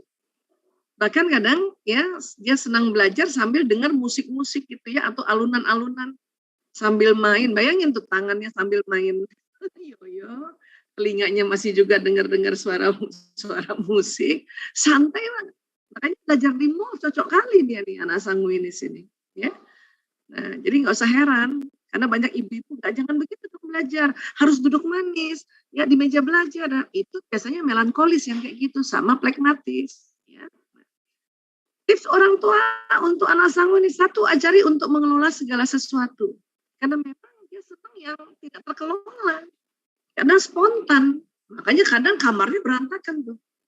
Ya, suruh ngerapiin selimut, ya nggak usah lah Bu, nanti malam dipakai lagi, ngapain dirapiin, gitu. Kemudian ajari untuk menunggu orang lain selesai berbicara, karena memang Sanggu ini senang bicara. Saya ingat banget, dulu waktu kecil, umur 3 tahun, bapaknya lagi ngomong, dia udah selak tuh. Dan karena bapaknya masih muda saat itu, bapaknya juga nggak ngerti. Ya anak kecil disela ya lucu aja lagi, kenapa dimarahin sih? Tapi lama-lama saya bisikin, tunggu ayah bicara, tunggu ayah bicara. Kadang-kadang dia kode mata, udah boleh ngomong ya? Kadang-kadang dia ngomong pakai mulut. Ibu, aku udah boleh ngomong belum? Kalau saya sih kan udah belajar watak, saya anggap lucu aja. Saya ketawa aja, Masya Allah. Ya benar-benar watak itu Allah berikan. Ya, saya sampai selalu begitu. Ya. Dan sekarang ya, alhamdulillah karena selalu diajarin begini, ini aja terus yang saya berikan pada anak saya yang pertama ya.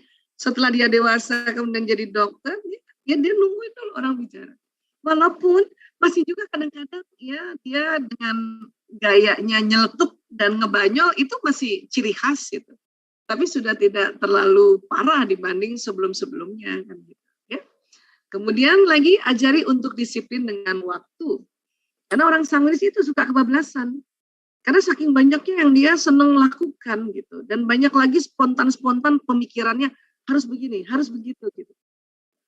Kemarin aja diajak jalan-jalan ke Brebes, ya ada ya, kegiatan dia yang sebetulnya saya sudah ingatkan, nak nanti jam segini. Tapi alhamdulillah, walaupun dia kemana-mana jalan sendiri, ya cari toko mainan, tepat jam segini dia datang, tepat segini. Karena memang ya kita ajarkan sejak dulu seperti ini. Jadi gampang kan? Ya. Nah, jadi nanti pada saat ini ada 4 pembagian dasar watak. Yang mana sih yang disebut ekstrovert, introvert, dan ambivert? Yang disebut introvert adalah yang bawah ini. Jadi kalau ayah bunda, ya sahabat baik memilih tadi penonton atau penulis skenario, atau penonton dan penulis skenario, atau penulis skenario dan penonton, berarti Anda introvert. Kalau ada yang pilih artis dan sutradara, atau sutradara dan artis, berarti Anda ekstrovert. Kalau Anda pilih artis dan penonton, atau penonton dan artis, sebagaimana Mbak Dian, inilah ambivert. Jadi Mbak Dian betul ambivert, ya. Dan kalau pilih sutradara dan penulis skenario, atau penulis skenario dan sutradara, ini juga ambivert, ya. Kalau Mbak Aulia sih aku lihat wajahnya yang ini, ambivert yang ini, sutradara dan penulis skenario. Soalnya kalau udah terbiasa kelihatan wajah aja, udah sudut bibir, sudut mata, nah itu kalau sudah terbiasa mempelajari watak ini, itu insya Allah nanti kita bisa paham, ya. Bu Aisyah, kok saya pilihnya artis sama penulis skenario sih? Atau kebalikannya, penulis skenario dengan artis? Atau Bu Aisyah, saya kok pilih sutradara dengan penonton? Atau penonton dengan sutradara, jadi bersilang? Nah, itu biasa artinya Anda memilih watak bawaan satu dan watak pembelajaran satu. Bisa jadi karena belajar, karena itu tadi, lihat temennya, harusnya kan artis sama plekmatis gitu ya, artis dengan penonton. Tapi karena ibunya melankolis, makanya dari kecil dia dididik melankolis. Maka tadi milihnya artis dengan penulis skenario, ya. Atau tadi harusnya misalnya ya sutradara dan penulis skenario, kok rasanya aku sutradara dan penonton ya. Karena rupanya yang ayah bunda sahabat baik, karena usianya sudah 40 tahunan, rajin taklim, ya, maka bersifat damai, tapi damai karena muncul setelah dewasa. Jadi merasa saya juga damai kok, dan tapi saya juga ngatur. Berarti satu pilihan watak dasar, satu pembelajaran. Jadi watak dasar itu tidak ada yang bersilang. Tapi kalau belajar iya. Jadi watak itu watak dasar atas dengan atas, bawah dengan bawah, atas bawah, yang sejajar atas bawah. Tapi Bu Aisyah kok saya kayaknya ada empat-empatnya.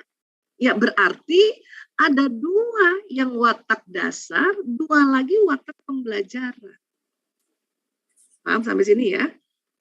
Watak dasar dan watak pembelajaran. Tempat di otaknya beda. Ya. Di mana yang sama Bu Aisyah? Watak dasar di lobus parietalis, ya, watak bawaan ada di frontalis ini. Di sini pembelajaran, di sini bawaan. Semakin umur kita, nanti empat-empatnya ada. Karena watak bawaan sudah dua, kita belajar. Bahkan biasanya suami istri itu kebalikannya. Saya pragmatis penonton, dapat suami koleris. Mbak Dian udah berumah tangga belum kan ya? Belum, Bunda. Kemungkinan besar dapat pasangannya yang koleris, siap-siap aja. Atau yang kebalikannya karena ada artisnya, ya pasangannya yang penulis skenario atau kombinasi ini. Yang selalu mau lebih rapi, ngasat ngatur. Tapi inilah soulmate. Yang penting semuanya ngaji, mengkaji. Insya Allah selamat. Karena diharapkan di otak sini ini isinya mengaji dan mengkaji. Agar apa? Agar watak bawaan ini ya dilembutkan dengan ya mengaji dan mengkaji tadi. Atau gergajinya adalah mengaji dan mengkaji. Agar menjadi apa? Akhlak karim. Ya. Jadi sekali lagi, ya disinilah bagaimana tempatnya membentuk karakter, di sini wataknya. Jadi cara memahami karakter anak, ya kalau saya lebih senang diganti karakternya. Cara memahami watak anak untuk membentuk karakter muslim-muslimah yang bertakwa, gitu ceritanya, ya. Baik, Mbak Dian, ini dulu yang bisa saya sampaikan. Kita bisa lanjutkan dengan sharing-sharing atau kita bisa ngobrol-ngobrol atau diskusi. Ya, silakan saya kembalikan ke Mbak Dian selaku moderator. Ya, Masya Allah sekali ya teman-teman, ayah bunda sekalian, materinya benar-benar gitu. Masya Allah, alhamdulillah. Ya, Masya Allah banget, bikin kitanya juga jadi tahu watak kita sendiri gitu ya Bunda ya. Alhamdulillah, iya betul. Harus tahu dulu, tahu diri sendiri dulu, baru kita bisa deteksi yang lainnya gitu. Cara belajarnya gitu, ya. Nah, bahkan udah bisa prediksi pasangan loh buat teman-teman yang masih jomblowati, jombloan. Nah, Mbak Aulia masih jomblo juga? Alhamdulillah sudah menikah Bunda. Sudah menikah, alhamdulillah. Usia berapa sekarang Mbak Aulia? 24 mau masuk 24 tahun ini. 23 ke 24. Alhamdulillah. Iya, suaminya kayaknya yang lebih juga damai ya, yang lebih ngalahan suami ya? Iya. Iya, lebih ngalah seumuran juga Bunda. Iya, karena Mbak Aulia tadi watak sutradara dan melankolis. Mbak Aulia yang lebih ngatur dan mau perfect juga, jadi dapat suaminya yang sebaliknya gitu. Dan itu walaupun belum belajar, Allah menjodohkan begitu. Dan otak ini akan tertarik kepada watak berseberangan, walaupun ta'aruf, ya, walaupun metodenya ta'aruf. Karena waktu ta'aruf kan boleh milih kan kita. Kita minta titip sama teman-teman satu taklim, saya cariin dong, saya mau ta'aruf, ada 2 nih. Katakanlah dikasih foto 2, yang ini apa yang ini. Otak kita itu akan memilih yang kebalikannya. Gitu. Karena itulah soulmate-nya. Tinggal mengaji dan mengkaji supaya dua-duanya ya betul-betul punya tuntunan, sehingga walaupun apapun wataknya, dengan adanya tuntunan ad-dinul Islam, maka yang akan keluar kekuatannya terus, bukan kelemahan. Seperti itu. Makanya pilihannya adalah mengaji, mengkaji sebab untuk membentuk karakternya. Ya. Baik, Mbak Dian, adakah yang sudah mau diskusi atau sharing-sharing? Silakan. Iya, di sini udah banyak banget Bunda pertanyaannya. Oh gitu. Banyak banget yang mau bertanya Bunda. Jadi bingung Bunda mau yang mana nih? Halo. Boleh deh. 3 pertanyaan dibacakan saja. Mungkin ada benang merahnya untuk jawabannya. Jadi nanti saya sekali jawab. Silakan. Oke. Saya bacakan dulu ya Bunda yang di sini. Yang sudah ada di kolom chat. Dari Nina, izin bertanya Bunda, bagaimana menghadapi anak yang terpapar atau terkena konten pornografi? Mohon maaf, sebentar. Terlebih pada anak yang sudah balik, misal sudah dinasihati dengan baik tanpa memarahinya, tapi tetap diulangi lagi kesalahannya. Iya. Baik, ada lagi? Kita mungkin 3-3 deh. Ada lagi, izin bertanya Bunda, dari pemaparan yang telah disampaikan, ternyata punya anak yang memiliki kepribadian melankolis. Memang susah-susah gampang. Pada umumnya, orang tua harus memberikan dukungan kepada anak. 1, pertanyaan yang pertama, apakah pola asuhnya sebisa mungkin orang tua untuk sering memberikan support untuk anak atau yang lainnya? Yang kedua, jika tidak memberikan hal tersebut, jika anak mengalami kegagalan, biasanya anak akan merasa kecewa sama diri sendiri, dan bagaimana cara mengatasinya? Ya, terus apa lagi? Terus, dicari dulu Bunda, sebentar.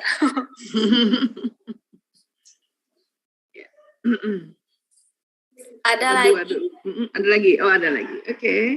Izin bertanya Bunda, karena zaman sekarang anak-anak sudah dicekoki gadget, apakah karakter dan watak anak asli bisa langsung berubah? Karena sekarang anak-anak jadi keras hati. Katanya gitu Bunda. Iya, baik. Ya, terima kasih. 3 dulu ya, kita bahas supaya nggak lupa ya. Jazakumullah khairan katsiran kepada sahabat-sahabat Villa yang bergabung hari ini, baik yang sudah menikah maupun yang belum. Dan saya terima kasih dan salut kepada sahabat-sahabat Villa yang belum menikah tapi senang mengikuti kajian-kajian parenting. Itu bagus banget loh, Masya Allah. Saya sampai terharu ya, termasuk tadi Mbak Dian selaku moderator juga ya mau mengikuti atau ngurus kajian parenting ruang baik ini ya. Insya Allah ini volumenya udah volume 15 loh, kan keren tuh. 15 kali kan berarti ya.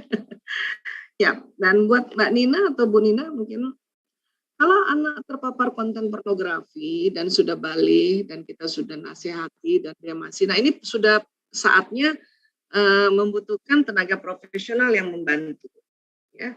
Karena kadang-kadang kita untuk anak-anak yang sudah masuk ke penyimpangan-penyimpangan baik narkoba, pornografi, LGBT itu butuh bantuan dari tenaga-tenaga ahli atau profesional karena memang dia ada trik-triknya tersendiri.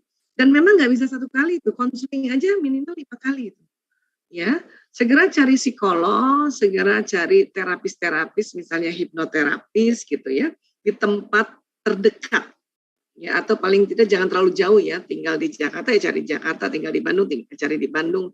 Karena harus 5 kali kan bolak-balik nanti akan konsultasi ya. Karena sudah perlu bantuan, karena kalau cuman bapak ibunya sendiri tidak ada teknik-teknik konselingnya, ini nanti kewalahan malah akhirnya putus asa. Nah, yang paling penting buat ayah bundanya adalah itu tadi.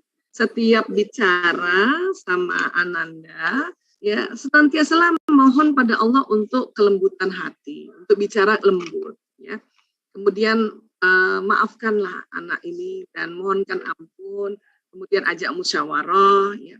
Saya sering banget di setiap kajian itu memaparkan tentang surat Ali Imran 159, ya ini saya buka juga lagi karena ini pas banget, ya. Jadi ini Allah ajarkan cara musyawarah kepada siapapun sebetulnya, bukan hanya pada anak ya. Bismillahirrahmanirrahim. Fabima rahmatim minallah lintalahum. Maka karena rahmat dari Allah engkau bersikap lemah lembut terhadap mereka. Walau kunta fazzan ghalizal qalbi lan faddu min haulika. Sekiranya engkau berlaku keras dan berhati kasar, tentulah mereka menjauhkan dari sekitarmu.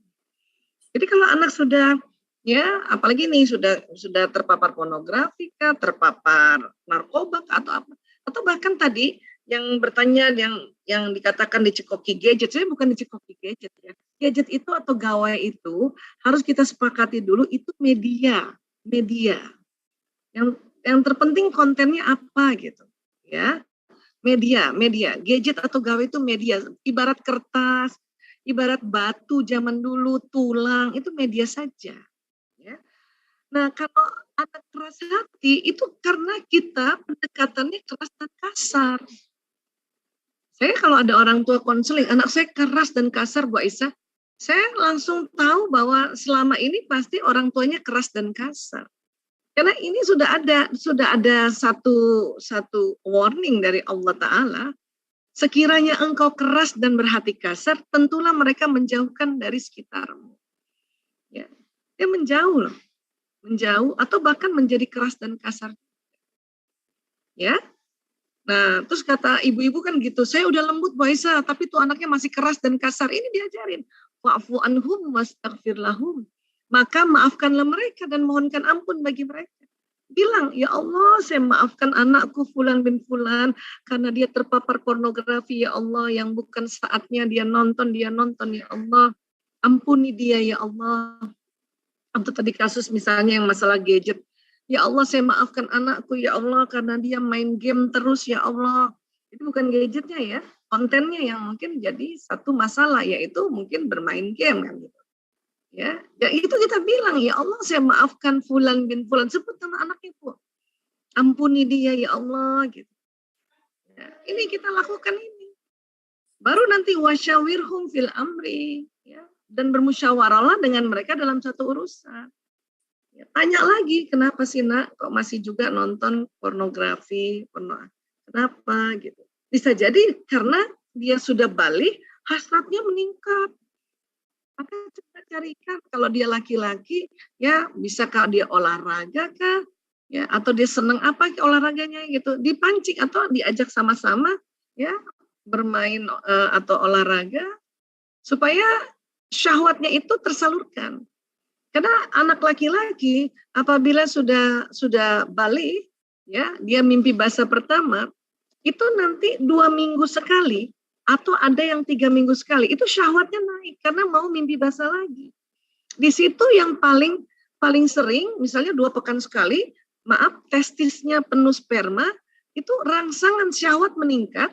Kalau tidak diarahkan bermain kah, atau olahraga kah, atau yang masih senang main musik kah gitu, atau diajak jalan-jalan karena senang jalan-jalan, dan itu yang bisa membuat kalau dia hanya di kamar saja, itu mengakses pornografi. Itu sekitar 2 pekan sekali, 3 pekan sekali. Makanya diajak musyawarah. Tapi sebelum musyawarah, Bunda, harus lakukan ini, mohon sama Allah sikap lemah lembut. Ya Allah, mohon lemah lembut, ya Allah, saya mau bicara sama anakku ini, ya Allah. Jauhkan keras dan kasar. Saya maafkan anakku Fulan bin Fulan ini, ya Allah. Ampuni dia, ya Allah. Baru aja musyawarah. Jadi tanya, kenapa? Dicatat aja. Bilang, Bunda baru tahu ternyata kalau orang mimpi basah, sudah mimpi basah 2 pekan sekali atau 3 pekan sekali mimpi basah. Kalau kamu rasanya kepengen buka pornografi, kasih tahu Bunda, ayo nanti Bunda temenin kamu jalan-jalan, mau olahraga, biarin deh Bunda temenin kamu olahraga. Atau Bunda bilang sama ayah temenin kamu olahraga. Ajarin kayak gitu. Kalau ibu nggak sanggup, barulah ya hubungi tenaga profesional. Ya. Ini ada lanjutannya nih, Faiza azamta fatawakkal Allah. Kemudian apabila engkau telah membulatkan tekad, maka bertawakal pada Allah. Kalau ibu sudah musyawarah, ya, sama Ananda ini, tawakal Bu. Jangan ragu, apa iya ya? Saya benar nggak ya? Nanti dia mangkir, nanti dia bohong. Itu berarti nggak tawakal. Udah musyawarah, tawakal ya Allah. saya tawakal padamu ya Allah. La haula wala quwata illa billahil aliyul lazim. Lakukan. Karena innallaha yuhibbul mutawakkilin. Sungguh Allah mencintai orang yang bertawakal. Kalau Allah sudah cinta, maka Allah yang tolong, Bu. Ini ayat ini untuk siapa aja, kasus apa aja. Ya pornografi lah, ya anak-anak yang seneng game online kah, bukan gawainya ya, tetapi kontennya ya. Dan bahkan bukan hanya buat anak, ini istri ke suami kah, suami ke istri. Saya aja setiap barangkali ada sesuatu yang bikin kesel dan mau musyawarah sama suami, saya pakai ayat ini. Ya Allah, saya mohon lemah lembut mau bicara sama suami saya. Saya sebut namanya tuh Prianto bin Sismadi. Jauhkan saya keras dan berhati kasar ya Allah. Saya maafkan suamiku ya Allah, Prianto Sismadi. Karena saya lihat dia kalau chatting sama temennya emotikonnya banyak. Kalau sama saya nggak pakai emotikon. Itu aja saya pakai cara gini. Ampuni dia ya Allah. Baru musyawarah, baru bilang ayah. Aku tadi lihat kamu kayaknya chatting sama temenmu emotikonnya banyak. Kalau chatting sama aku tambahin dong emotikon gitu. Oh, kamu suka emotikonnya? Suka lah. Oh ya udah, ya sudah. Habis itu kita tawakal sama Allah. Nggak usah juga parno. Bohong nih kan. Dia cuma bilang iya doang. Itu nggak tawakal. Dan benar. Mulai saat itu saya ajak musyawarah. Dia sering tuh kasih emotikon sama saya. Gitu aja minta tolong sama Allah. Memang harus begitu. Makanya kenapa dalam saya seminar, ini ayat selalu keluar. Kenapa? Karena ini Allah yang ajarkan kita. Tentu lewat Rasulullah SAW. Ya. Jadi sekali lagi pakai ayat ini. Kalau saya sih suruh hafal nih. Ya, cara-cara yang Allah kasih ya. Mengenai anak melankolis, memang susah-susah gampang ya. Karena anak ini karena selalu mau sempurna. Anak ini selalu mau sempurna. Ya, sehingga terus ada kelemahan kan takut salah. Sehingga perlu kita sabar tadi. Makanya tadi saya kasih tips orang tua yang anaknya melankolis. Kalau dia misalnya mau dia ngomongin tentang aduh aku kecewa banget, aku targetnya begini, tapi dengerin aja dulu, dengerin. Oh gitu ya nak ya. Oh gitu. Ya dengerin. Atau pakai kembali tadi. Ya Ali Imran 159 ya Allah ya. Berikan kelembutan pada diriku, jauhi keras dan kasar. Ya, saya maafkan anakku yang melankolis ini, dia masih terlalu melankolis banget ya Allah, kan kita ngomongnya, ampuni dia ya Allah. Baru ajak musyawarah. Ya, saya punya anak ketiga nih melankolis banget. Sampai sekarang pun dia selalu merasa nggak bisa apa-apa, padahal dia menurut saya jago banget, pinter banget, detil banget, rapi banget gitu. Dibanding saudaranya maksud saya, dibanding saudaranya gitu. Tapi orang melankolis itu selalu nggak pernah mau dipuji karena dia merasa selalu enggak. Kamu bagus nak, kamu punya bakat biasa aja. Orang melankolis itu gitu. Tapi emang dia jago. Beda sama orang sanguinis. Orang sanguinis belum lagi kita puji, dia udah muji dirinya. Kayak anak saya yang pertama dia sanguinis. Ibu, aku hebat nggak ibu? Sanguinis tuh kayak gitu. Hebat kan aku ya? Ya pinter nggak aku bu? Itu sanguinis. Jadi belum orang lain muji, dia udah muji. Melankolis kebalikannya. Ya, dia nggak suka dipuji. Atau kalaupun mau memuji, nggak usah lebay. Puji aja hasil karyanya. Karyamu bagus, Pak. Jadi bukan dianya, tapi karyanya.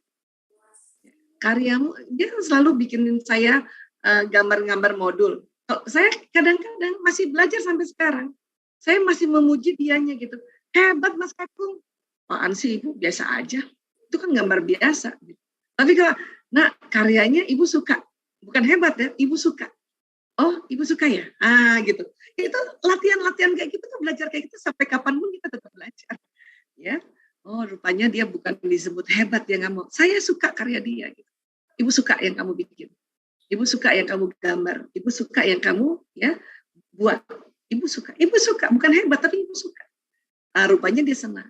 Ya, jadi sekali lagi tadi yang anak melankolis ya, sekali lagi karena dia hasratnya sempurna, mau rapi, mau detail ya, dan takut salah, maka jangan heran kalau dikit-dikit dia ya mengeluh. Makanya orang melankolis sering pemurung dia, karena selalu mau sempurna ya. Dan kalau memuji anak melankolis, pujilah hasil karyanya dan katakan saya suka, bukan hebat, bukan bagus, saya suka. Seperti itu, ya.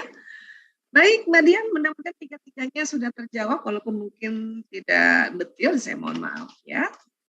Ya, Bunda. Baik, masih ada waktu mungkin? Masya Allah banget nih, Bunda.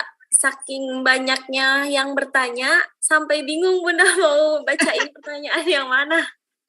Saking bagusnya. Orang kafe gitu, please. Masih ada waktu untuk bertanya, Bunda? Ya, boleh, silakan. Sampai nanti azan asar kita berhenti ya. Oke, Bunda. Di sini sudah ada yang raise hand dari Bunda Ana Triana. Silakan Bunda Ana Triana, boleh di open mic dan kameranya.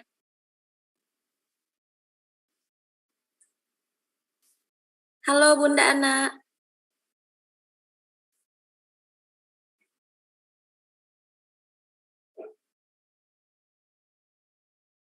Tidak ada respon ya. Yang lain dulu mungkin ya. Ini ada yang raise hand lagi Bunda dari Bunda Nurhayati Mabruroh. Silahkan Bunda Nurhayati open mic dan kameranya.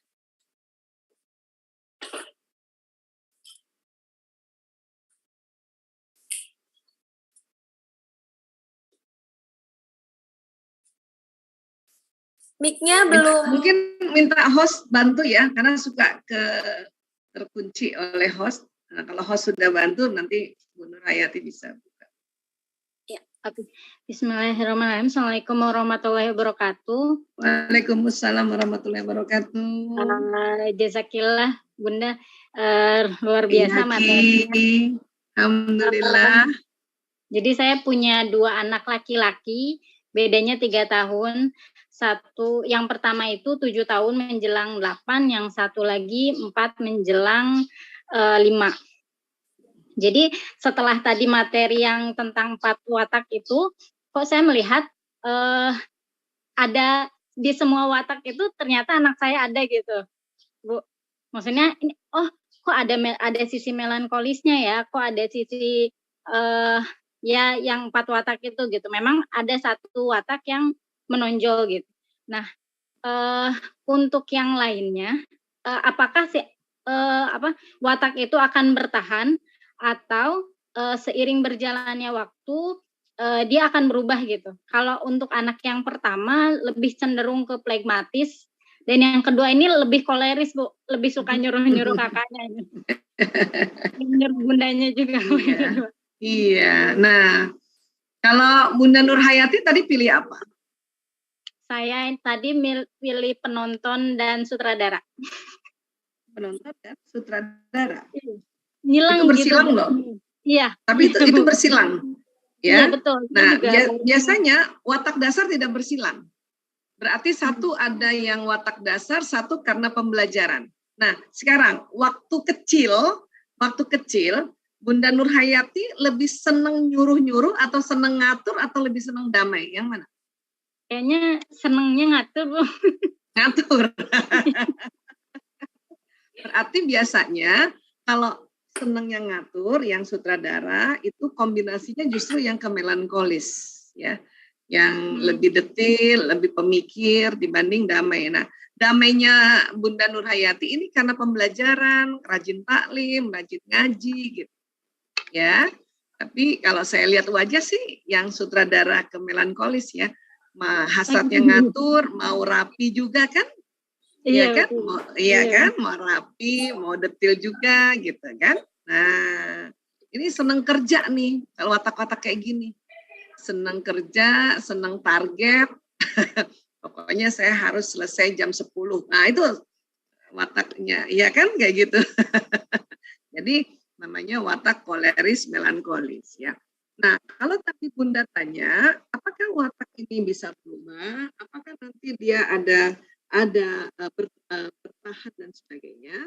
Sebetulnya, ya watak itu tidak berubah. Kalau kita lihat gambarnya begini ya Bun ya, supaya kita gampang lihatnya ya.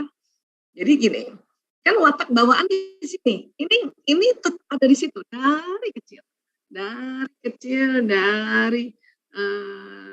bahkan dari dalam rahim ada di sini program ini.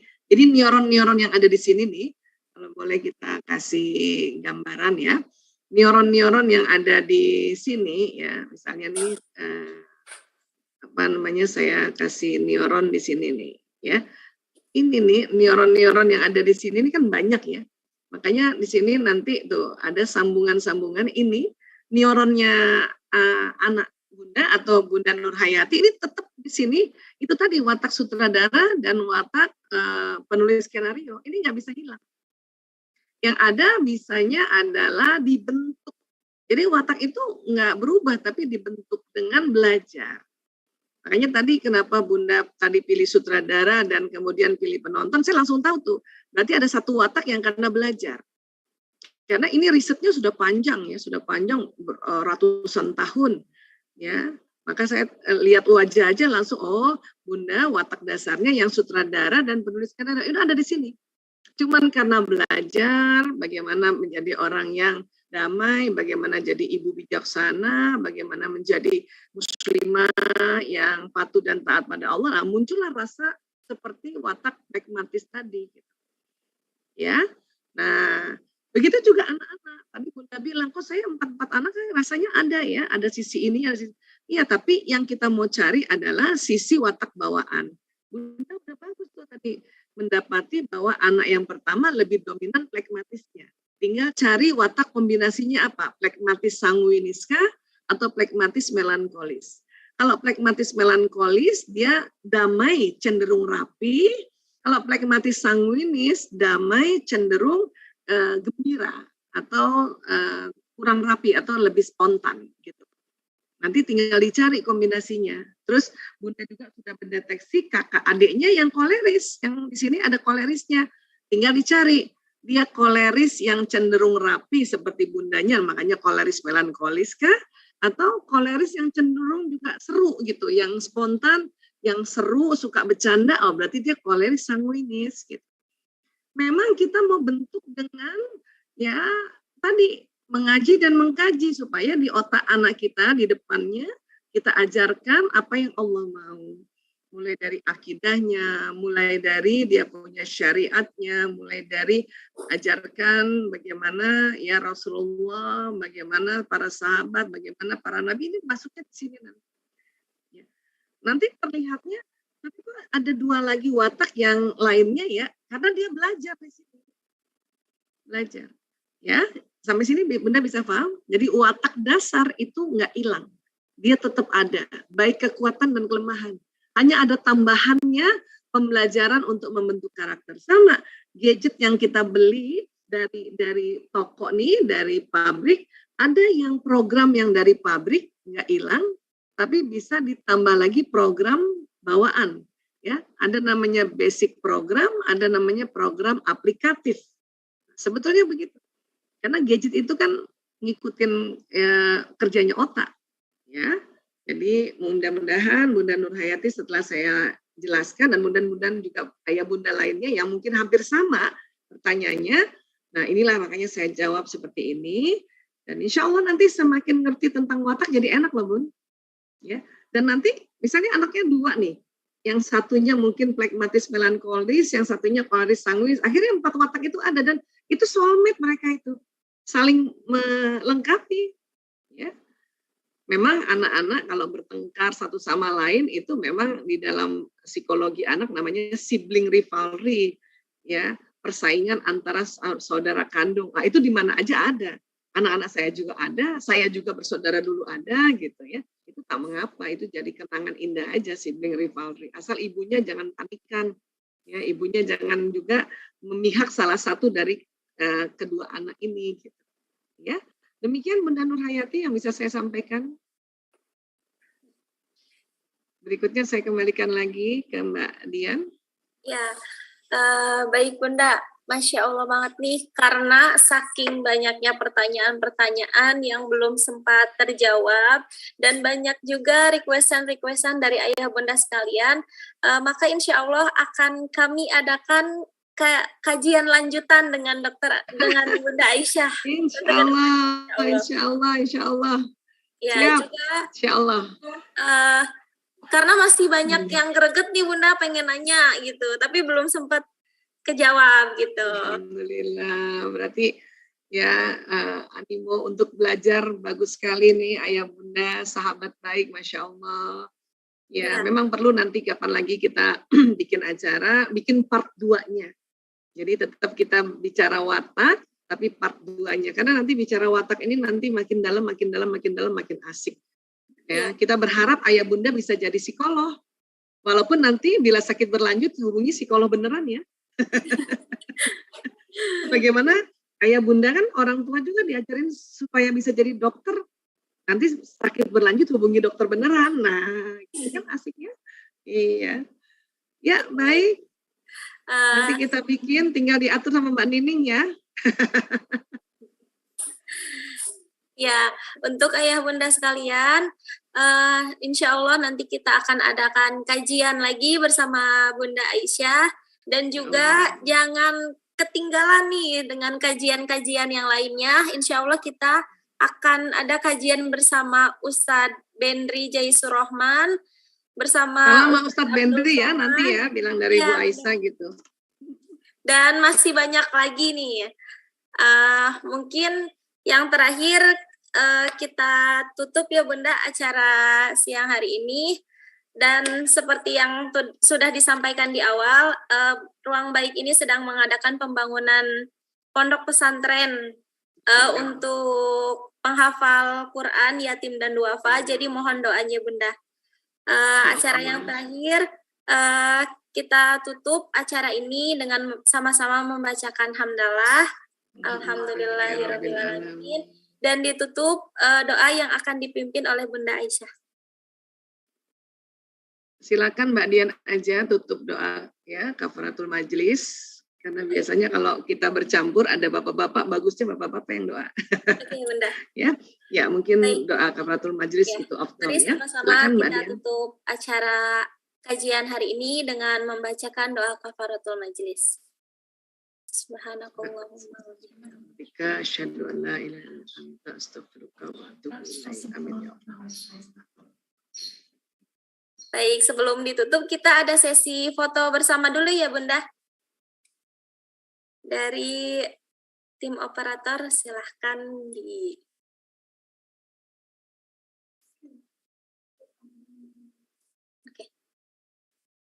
untuk ayah bunda yang belum open kamera boleh silahkan kita foto bareng-bareng dulu.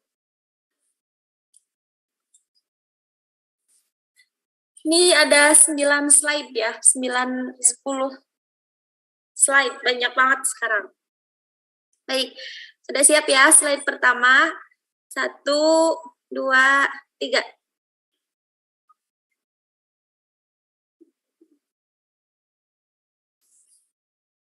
Lanjut lagi. 1, 2, 3. Oke, lanjut lagi. 1, 2, 3.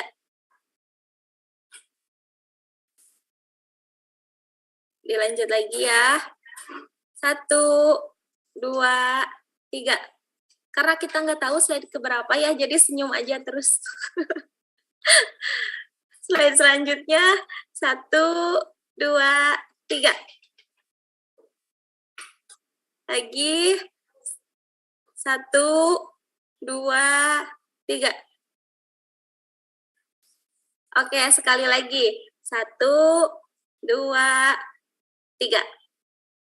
Oke, terima kasih ayah bunda sekalian. Saya selaku moderator mohon pamit undur diri. Sekali lagi terima kasih kepada Bunda Aisyah. Mohon maaf bila banyak kata yang tidak tertata dan tutur yang tidak teratur. Saya Dian sebagai moderator pamit undur diri. Wassalamualaikum warahmatullahi wabarakatuh. Saya serahkan ke MC. Waalaikumsalam. Terima kasih Bunda. Terima kasih sama-sama. Jazakillah khairan Mbak Dian. Buat ayah bunda sahabat baik juga jazakumullah khairan kasiran. Insyaallah tambah menjadi orang bijak ya.